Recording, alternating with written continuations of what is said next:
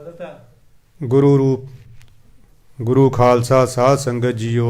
वाहेगुरु जी का खालसा वाहेगुरु जी की फतेह। अज मेरे सतगुरु धन श्री गुरु ग्रंथ साहब महाराज जी की अपार कृपा सदका आपां नूं इस भागा समा यह सुनहरी मौका प्राप्त होया। उन्होंने अपनी निੱਘੀ मिठी गोद विच बैठण दा ये अवसर बख्श के किरतार्थ किया। सतगुरु ने जिथे साडे ते एडी वड्डी कृपा की है उत्थे साडे सारियां दे उत्ते एक मेहरबानी एक एहसान होर करन। सानू सारियां नू प्रेम दे नाल सावधानता एकाग्रता दे नाल अपनी कथा वार्ता करन अते सुण दी बल बुद्धि समर्था बख्शण। गरीब नवाज अज अपने पवित्र पावन अंग 275 तो ये पवित्र पावन उपदेश बख्श के किरतार्थ कर रहे ने। आओ अपनियां सुरतियां विरतियां नूं गुरु चरनां विच जोड़दियां होयां गरीब नवाज की हाज़री का पूरा लाभ उठाउण दा यतन करिए। सतगुरु फरमा रहे ने, जिसका मान पार ब्रह्म का निवास तिसका नाम सत रामदास। आत्म राम तिस नदरी आया दास दसंतन भाए तिन पाया। सदा निकट निकट हर जान सो दास दरगाह परवान। अपने दास को आप कृपा करै तिस दास को सब सोझी परै।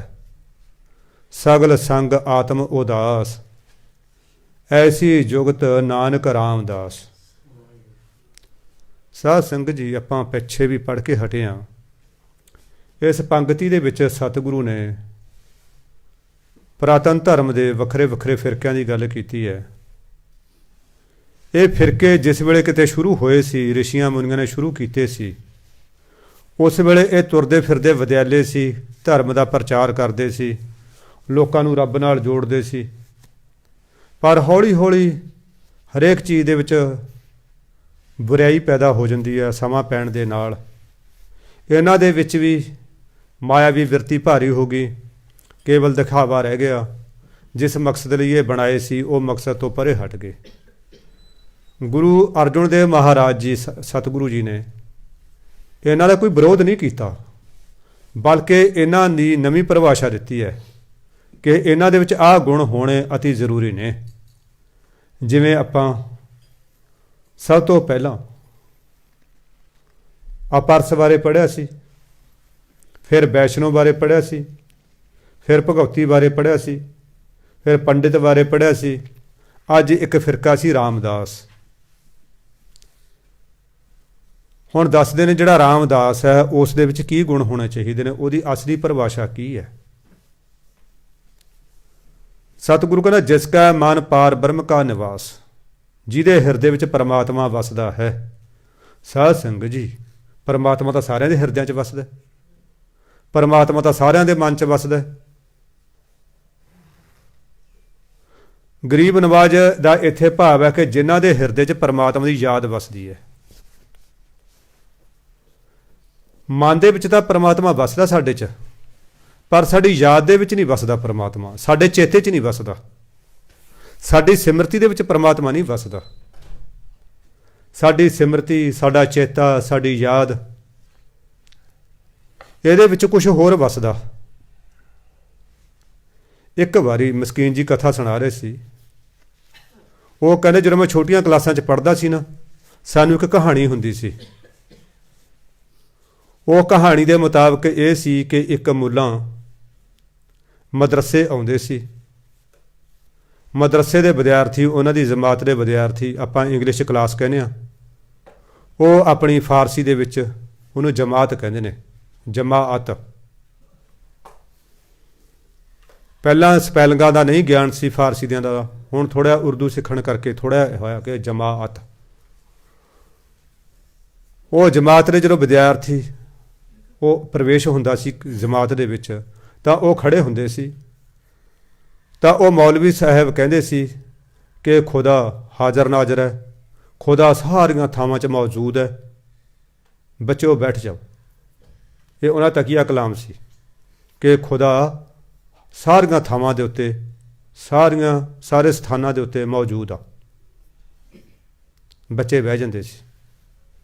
ਇੱਕ ਦਿਨ ਕਾਫੀ ਸਾਲ ਲੰਘ ਗਏ ਇਹ ਤਕੀਆ ਕਲਾਮ ਬੋਲਦਿਆਂ। ਇੱਕ ਦਿਨ ਮੌਲਵੀ ਦੇ ਮਨ 'ਚ ਪਤਾ ਨਹੀਂ ਕੀ ਆਇਆ। ਮੌਲਵੀ ਜਦੋਂ ਆਇਆ, ਬੱਚੇ ਆਪਣੇ ਰੂਟੀਨ ਦੇ ਮੁਤਾਬਕ ਖੜ੍ਹੇ ਹੋਏ ਤਾਂ ਉਹਨਾਂ ਨੇ ਇਹੀ ਕਿਹਾ ਕਿ ਬੱਚਿਓ, ਖੁਦਾ ਸਾਰੀਆਂ ਥਾਵਾਂ 'ਤੇ ਮੌਜੂਦ ਹੈ, ਸਾਰਿਆਂ ਦੇ ਹਿਰਦਿਆਂ 'ਚ ਵਸਦਾ, ਸਾਰੀਆਂ ਥਾਵਾਂ 'ਤੇ ਵਸਦਾ, ਬੈਠ ਜਾਓ। ਉਹ ਜਦੋਂ ਬੱਚੇ ਬੈਠ ਗਏ, ਕਹਿੰਦੇ ਬੱਚਿਓ, ਅੱਜ ਪੜ੍ਹਨ ਤੋਂ ਪਹਿਲਾਂ ਮੈਂ ਤੁਹਾਨੂੰ ਇੱਕ ਸਵਾਲ ਕਰਦਾ, ਮੇਰੇ ਸਵਾਲ ਦਾ ਉੱਤਰ ਦਿਓ। ਤਾਂ ਵਿਦਿਆਰਥੀਆਂ ਨੇ, ਸ਼ਾਗਿਰਦਾਂ ਨੇ ਬੜੇ ਧਿਆਨ ਨਾਲ ਆਪਣੇ ਉਸਤਾਦ ਦੇ ਮੂੰਹ ਵੱਲ ਦੇਖਿਆ। ਉਸਤਾਦ ਕਹਿਣ ਲੱਗਿਆ ਕਿ ਬੱਚਿਓ, ਮੈਨੂੰ ਕੋਈ ਐਸਾ ਦੱਸ ਸਕਦਾ ਜਿੱਥੇ ਖੁਦਾ ਨਾ ਹੋਵੇ। ਬੜੀ ਕਮਾਲ ਹੋ ਗਈ। ਕਿੰਨੇ ਸਾਲ ਹੋ ਗਏ ਇਹ ਕਹਿੰਦੇ ਆ ਕਿ ਪਰਮਾਤਮਾ ਸਾਰੀਆਂ ਥਾਵਾਂ 'ਤੇ ਵੱਸਦਾ ਹੈ, ਖੁਦਾ ਸਾਰੀਆਂ ਥਾਵਾਂ 'ਤੇ ਵੱਸਦਾ ਹੈ। ਅੱਜ ਸਵਾਲ ਕੀਤਾ ਕਿ ਉਹ ਕੋਈ ਐਸੀ ਜਗ੍ਹਾ ਦੱਸ ਸਕਦਾ ਹੈ ਜਿੱਥੇ ਖੁਦਾ ਨਾ ਹੋਵੇ। ਇੱਕ ਬੱਚਾ ਜਿਹੜਾ ਕਿ ਬੈਕ ਬੈਂਚਰ ਜਿਹਾ ਸੀ, ਮਤਲਬ ਅੱਗੇ ਨਹੀਂ ਬਹਿੰਦਾ ਸੀ, ਉਹ ਖੜਾ ਹੋ ਗਿਆ। ਮੌਲਵੀ ਨੇ ਉਹਨੂੰ ਝਿੜਕਿਆ, ਕਹਿੰਦਾ ਉਹ ਮੂਰਖ ਬੇਵਕੂਫ ਬੱਚੇ, ਮੈਂ ਰੋਜ਼ ਤੁਹਾਨੂੰ ਇਹ ਗੱਲ ਦ੍ਰਿੜ ਕਰਵਾਉਣਾ ਕਿ ਪਰਮਾਤਮਾ ਸਾਰੀਆਂ ਥਾਵਾਂ 'ਤੇ ਵੱਸਦਾ ਹੈ। ਮੈਂ ਤੁਹਾਨੂੰ ਗਲਤ ਸਵਾਲ ਕੀਤਾ, ਤੂੰ ਉਹ ਗਲਤ ਸਵਾਲ ਦਾ ਵੀ ਉੱਤਰ ਦੇਣ ਵਾਸਤੇ ਖੜਾ ਹੋ ਗਿਆ। ਬੱਚੇ ਨੇ ਬੜੀ ਨਿਮਰਤਾ ਨਾਲ, ਬੜੇ ਅਦਬ ਨਾਲ ਹੱਥ ਜੋੜ ਕੇ ਕਿਹਾ, ਆਦਾਬ ਜਨਾਬ, ਤੁਸੀਂ ਸਾਡੇ ਸ਼ਾਗਿਰਦ ਹੋ, ਤੁਸੀਂ ਸਾਡੇ ਮੁਰਸ਼ਿਦ ਹੋ, ਸਾਡੇ ਉਸਤਾਦ ਹੋ। ਤੁਸੀਂ ਗਲਤ ਨਹੀਂ ਹੋ ਸਕਦੇ, ਤੁਹਾਡਾ ਸਵਾਲ ਵੀ ਗਲਤ ਨਹੀਂ ਹੋ ਸਕਦਾ। ਹਾਂ, ਜੋ ਮੈਂ ਉੱਤਰ ਦੇਵਾਂਗਾ ਮੇਰਾ ਉੱਤਰ ਗਲਤ ਹੋ ਸਕਦਾ ਹੈ। ਦੇਖੋ, ਇੰਨਾ ਸਤਿਕਾਰ ਸੀ ਉਸਤਾਦ ਦਾ। ਅੱਜ ਅਸੀਂ ਮਾਸਟਰ ਨੂੰ ਸਲਾਹ ਦੇਣ ਲੱਗ ਜਾਂਦੇ ਹਾਂ, ਮਾਸਟਰ ਜੀ ਐਂ ਨਹੀਂ ਐਂ ਕਰੋ, ਐਂ ਨਹੀਂ ਐਂ ਕਰੋ। ਅਸੀਂ ਆਪਣੇ ਅਧਿਆਪਕਾਂ ਨੂੰ, ਪ੍ਰੋਫੈਸਰਾਂ ਨੂੰ ਸਲਾਹ ਦਿੰਦੇ ਹਾਂ। ਅੱਜ ਜੇ ਨਾ ਕਿਤੇ ਗਲਤ ਵੀ ਕੁੱਟ ਦਿੰਦੇ ਸੀ, ਉਹ ਬਿਨਾਂ ਕਸੂਰ ਤੋਂ ਗਲਤੀ ਕਿਸੇ ਨੇ ਹੋਰ ਕਰੀ ਹੈ ਤਾਂ ਮਜਾਲ ਹੈ, ਕਿਤੇ ਉਹ ਕਰਦੇ ਸੀ। ਹੁਣ ਅਸੀਂ ਬੇਅਦਬ ਹੋ ਗਏ ਐਕਚੁਅਲੀ। ਇਸ ਕਰਕੇ ਸਾਡੇ ਗਿਆਨ ਪੱਲੇ ਵੀ ਨਹੀਂ। ਜੇ ਪੱਲੇ ਆ ਤਾਂ ਸਿਰਫ ਚੁੰਝ 'ਚ ਗਿਆਨ ਹੈ, ਮੂੰਹ 'ਚ ਗਿਆਨ ਹੈ, ਅੰਦਰ ਹਿਰਦੇ 'ਚ ਗਿਆਨ ਸਾਡੇ ਕੋਈ ਨਹੀਂ। ਜਿਹੜੇ ਬੰਦੇ ਨੂੰ ਆਪਣੇ ਮਾਂ-ਬਾਪ ਦਾ, ਆਪਣੇ ਟੀਚਰ ਦਾ ਸਤਿਕਾਰ ਕਰਨਾ ਨਹੀਂ ਆਇਆ, ਉਹ ਗੁਰੂ ਦਾ ਸਤਿਕਾਰ ਕੀ ਕਰੇਗਾ? ਉਹ ਪਰਮਾਤਮਾ ਦਾ ਸਤਿਕਾਰ ਕੀ ਕਰੇਗਾ? ਜਿਹੜਾ ਆਪਣੇ ਗੁਰੂ ਦੇ ਅੱਗੋਂ, ਆਪਣੇ ਉਸਤਾਦ ਦੇ ਅੱਗੋਂ, ਆਪਣੇ ਟੀਚਰ ਦੇ ਅੱਗੋਂ ਬਗਾਵਤ ਕਰ ਰਿਹਾ ਹੈ। ਇਹੋ ਜਿਹੇ ਬਾਗੀ ਬੰਦੇ ਨੂੰ ਰੱਬ ਦੀ ਦਰਗਾਹ 'ਚ ਥਾਂ ਬਹੁਤ ਘੱਟ ਮਿਲਦੀ ਹੈ, ਕਿਉਂਕਿ ਉਹ ਨਿਰਸਵਾਰਥ ਗਿਆਨ ਦੇ ਰਿਹਾ ਹੁੰਦਾ। ਇਹ ਨਹੀਂ ਕਿ ਉਹ ਗਲਤ ਨਹੀਂ ਹੋ ਸਕਦਾ, ਗਲਤ ਹੋ ਸਕਦਾ। ਉਹਦੀ ਗਲਤੀ ਨੂੰ ਜਣਾਉਣ ਦਾ ਹੋਰ ਬਥੇਰੇ ਸਾਧਨ ਹੁੰਦੇ ਨੇ। ਕਲਾਸ ਦੇ ਵਿੱਚ ਉਸ ਨੂੰ ਬੇਇੱਜ਼ਤ ਕਰ ਦੇਣਾ, ਕਲਾਸ ਦੇ ਵਿੱਚ ਉਹਦਾ ਭੰਡੀ ਪ੍ਰਚਾਰ ਕਰ ਦੇਣਾ ਇੱਕ ਬਹੁਤ ਵੱਡਾ ਪਾਪ ਹੈ, ਬਹੁਤ ਵੱਡਾ ਗੁਨਾਹ ਹੈ, ਨਾ ਮਾਫ ਕਰਨ ਦੇ ਯੋਗ ਗੁਨਾਹ ਹੈ। ਚਲੋ ਖੈਰ, ਉਹ ਕਹਿਣ ਲੱਗਿਆ, ਜੀ ਉਸਤਾਦ ਜੀ, ਹੱਥ ਜੋੜ ਕੇ ਬੜੇ, ਤੁਸੀਂ ਗਲਤ ਨਹੀਂ ਹੋ ਸਕਦੇ। ਮੈਂ ਤੁਹਾਡਾ ਚੇਲਾ ਹਾਂ, ਤੁਹਾਡਾ ਸ਼ਾਗਿਰਦ ਹਾਂ। ਮੇਰਾ ਜਵਾਬ ਗਲਤ ਹੋ ਸਕਦਾ। ਉਹ ਕਹਿੰਦੇ ਫਿਰ ਦੱਸ, ਪਰਮਾਤਮਾ ਕਿੱਥੇ ਨਹੀਂ ਹੈ? ਅੱਲਾਹ ਤਾਲਾ ਕਿੱਥੇ ਨਹੀਂ ਹੈ? ਉਹ ਕਹਿੰਦਾ ਜੀ, ਅੱਲਾਹ ਤਾਲਾ ਸਾਰੀਆਂ ਥਾਵਾਂ ਦੇ ਉੱਤੇ ਪਰਿਪੂਰਨ ਹੈ, ਕਣ ਕਣ 'ਚ ਮੌਜੂਦ ਹੈ। ਜੋ ਮਹੀਨ ਤੋਂ ਮਹੀਨ ਜ਼ਰਾ ਹੈ ਉਹਦੇ ਵਿੱਚ ਵੀ ਮੌਜੂਦ ਹੈ, ਪਰ ਪਰਮਾਤਮਾ ਮਨੁੱਖ ਦੀ ਸਿਮਰਤੀ ਦੇ ਵਿੱਚ ਮੌਜੂਦ ਨਹੀਂ। ਪਰਮਾਤਮਾ ਮਨੁੱਖ ਦੀ ਯਾਦ ਦੇ ਵਿੱਚ ਮੌਜੂਦ ਨਹੀਂ। ਇਸ ਕਰਕੇ ਉਸ ਨੂੰ ਯਾਦ ਵਿੱਚ ਵਸਾਉਣ ਲਈ ਕੀਰਤਨ ਕਰਨੇ ਪੈਂਦੇ ਨੇ, ਰਹਿਣ ਸਵਾਈਆਂ ਕਰਨੀਆਂ ਪੈਂਦੀਆਂ ਨੇ, ਜਲ ਧਾਰੇ ਕਰਨੇ ਪੈਂਦੇ ਨੇ, ਬੜੇ ਜਿਹੜਾ ਹੈ ਰੋਜ਼ੇ, ਜ਼ਕਾਤ, ਹੋਰ ਪਤਾ ਨਹੀਂ ਕੀ ਕੀ ਕੁਛ ਕਰਨਾ ਪੈਂਦਾ। ਬੜਾ ਹੈਰਾਨ ਹੋਇਆ। ਉਹ ਕਹਿੰਦਾ, ਯਾਰ ਨਵਾਂ ਗਿਆਨ ਮਿਲਿਆ। ਬੱਚੇ ਨੂੰ ਬੁਲਾਇਆ ਆਪਣੇ ਕੋਲ, ਛਾਤੀ ਨਾਲ ਲੈ, ਬੇਟਾ ਤੂੰ ਤਾਂ ਕਮਾਲ ਕਰਤੀ, ਅੱਜ ਤੱਕ ਮੈਨੂੰ ਇਸ ਚੀਜ਼ ਦਾ ਗਿਆਨ ਨਹੀਂ ਸੀ, ਤੂੰ ਮੈਨੂੰ ਗਿਆਨ ਦਿੱਤਾ। ਦੇਖੋ, ਗਿਆਨ ਦਿੱਤਾ ਟੀਚਰ ਨੂੰ, ਪਰ ਕਿੰਨੇ ਅਵਦ ਨਾਲ, ਕਿੰਨੇ ਪਿਆਰ ਨਾਲ, ਕਿੰਨੇ ਸਤਿਕਾਰ ਨਾਲ। ਇਹ ਨਹੀਂ ਕਿਹਾ ਕਿ ਤੂੰ ਮੂਰਖ ਹੈ, ਐ ਨਹੀਂ, ਐਂ ਹੋਊਗਾ ਗੱਲ, ਐ ਨਹੀਂ ਕਿਹਾ। ਕਿੰਨੇ ਸਤਿਕਾਰ ਨਾਲ ਗਿਆਨ। ਬਿਲਕੁਲ ਜੇ ਇੱਥੇ ਇਹ ਭਾਵ ਇਹੀ ਹੈ ਕਿ ਜਿਸ ਕਾ ਮਨ ਪਾਰ ਬ੍ਰਹਮ ਕਾ ਨਿਵਾਸ, ਜਿਹਦੇ ਹਿਰਦੇ ਵਿੱਚ, ਜਿਹਦੀ ਯਾਦ ਵਿੱਚ, ਜਿਹਦੀ ਸਿਮਰਤੀ ਵਿੱਚ ਪਰਮਾਤਮਾ ਵਸਦਾ ਹੈ। ਅਸਲ ਦੇ ਵਿੱਚ ਉਹਦਾ ਨਾਮ ਹੀ ਅਸਲੀ ਰਾਮਦਾਸ ਹੈ। ਸਤ ਦਾ ਮਤਲਬ ਅਸਲੀ, ਰਾਮਦਾਸ ਪਰਮਾਤਮਾ ਦਾ ਦਾਸ, ਰੱਬ ਦਾ ਸੇਵਕ, ਉਹਦੇ ਨਾਂ ਹੈ। ਇਹ ਕੋਈ ਐਰੇ ਗੈਰੇ ਦਾ ਨਾਂ ਨਹੀਂ ਹੈ। ਹਾਂ ਜੀ, ਉੱਤੋਂ ਪਹਿਰਾਵਾ ਪਾਇਆ ਹੋਇਆ ਅਤੇ ਉੱਤੋਂ ਚਾਹੇ ਗੋਲ ਪੱਗ ਬੰਨੀ ਹੈ, ਹਿਰਦੇ 'ਚ ਗਾਲਾਂ ਨੇ, ਹਿਰਦੇ 'ਚ ਬੇਅਦਬੀ ਹੈ, ਉਹਦਾ ਨਾਂ ਰਾਮਦਾਸ ਨਹੀਂ ਹੈ। ਆਤਮ ਰਾਮ ਤਿਸ ਨਦਰੀ ਆਇਆ, ਦਾਸ ਦਸੰਤਨ ਭਾਏ ਤਨ ਪਾਇਆ। ਇਹੋ ਜਿਹੇ ਰਾਮਦਾਸ ਨੂੰ ਫਿਰ ਪਰਮਾਤਮਾ ਹਰੇਕ ਆਤਮਾ ਦੇ ਵਿੱਚ, ਹਰੇਕ ਜ਼ਰੇ ਜ਼ਰੇ 'ਚ ਨਜ਼ਰ ਆਉਂਦਾ ਹੈ। ਉਹਨੂੰ ਉਸ ਦੀ ਹੋਂਦ ਤੋਂ ਬਗੈਰ ਹੋਰ ਕੋਈ ਥਾਂ ਦਿਸਦੀ ਹੋ ਨਹੀਂ। ਸਾਧ ਸੰਗਤ ਜੀ, ਪਾਣੀ ਦੀਆਂ ਬੂੰਦਾਂ 'ਚ, ਹਵਾ ਦੇ ਅਣੂਆਂ 'ਚ, ਮਿੱਟੀ ਦੇ ਜ਼ਰਿਆਂ 'ਚ, ਦੁਸ਼ਮਣਾਂ 'ਚ, ਮਿੱਤਰਾਂ 'ਚ, ਘਰਦਿਆਂ 'ਚ, ਬਗਾਨਿਆਂ 'ਚ, ਨੀਵਿਆਂ 'ਚ, ਉੱਚਿਆਂ 'ਚ, ਸਾਰੀਆਂ ਥਾਵਾਂ ਦੇ ਉੱਤੇ ਨੂੰ ਪਰਮਾਤਮਾ ਨਜ਼ਰ ਆਉਂਦਾ ਹੈ। ਇਹ ਫਿਰ ਉਹਨੂੰ ਮਿਲੀ ਕਿੱਥੋਂ ਦਾਤ? ਮਹਾਰਾਜ ਕਹਿੰਦੇ ਦਾਸ ਦਸੰਤਨ ਭਾਏ ਤਨ ਪਾਇਆ। ਦਾਸ ਦਸੰਤਨ ਭਾਵ ਦਾਸਾ ਭਾਵ ਨਾਲ, ਨਿਮਰਤਾ ਭਾਵ ਨਾਲ, ਨਿਮਰਤਾ ਭਾਵ ਨਾਲ। ਸਾਧ ਸੰਗਤ ਜੀ, ਇਹ ਦਾਤ ਬਹੁਤ ਵੱਡੀ ਹੈ। ਨਿਮਰਤਾ ਦੀ ਦਾਤ ਬਹੁਤ ਵੱਡੀ ਹੈ। ਅਸੀਂ ਇਸ ਨੂੰ ਕਈ ਵਾਰੀ ਗ੍ਰਹਿਣ ਕਰਨ ਦੀ ਕੋਸ਼ਿਸ਼ ਕਰਦੇ ਹਾਂ। ਜਿੰਨੀ ਦੇਰ ਅਸੀਂ ਨੋਰਮਲ ਪੋਜੀਸ਼ਨ ਦੇ ਵਿੱਚ ਹੁੰਦੇ ਹਾਂ, ਉਨੀ ਦੇਰ ਅਸੀਂ ਨਿਮਰਤਾ 'ਚ ਵਿਚਰਦੇ ਹਾਂ। ਜਦੋਂ ਕਿਤੇ ਸਾਡਾ ਇਮਤਿਹਾਨ ਆਉਂਦਾ ਹੈ, ਜਦੋਂ ਕਿਤੇ ਸਾਨੂੰ ਪਰਖਿਆ ਜਾਂਦਾ ਹੈ, ਉਦੋਂ ਸਾਡੀ ਨਿਮਰਤਾ ਸਾਥੋਂ 100 ਕੋਹਾਂ ਦੂਰ ਚਲੀ ਜਾਂਦੀ ਹੈ। ਅਸੀਂ ਉਂਗਲਾਂ ਮਾਰ ਮਾਰ ਕਹਿੰਦੇ ਮੈਂ ਤੈਨੂੰ ਜਾਣਦਾ, ਤੂੰ ਮੈਨੂੰ ਨਹੀਂ ਜਾਣਦਾ ਹੈਗਾ, ਤੈਨੂੰ ਸਿੱਧਾ ਕਰ ਦੂੰ। ਜਿਹੜਾ ਭਾਈ ਕਹਿੰਦਾ ਨਾ ਜੀ ਮੈਂ ਤੁਹਾਡੇ ਚਰਨਾਂ ਦੀ ਖਾਕ ਹਾਂ, ਉਹ ਇੱਥੋਂ ਤੱਕ ਕਹਿੰਦਾ।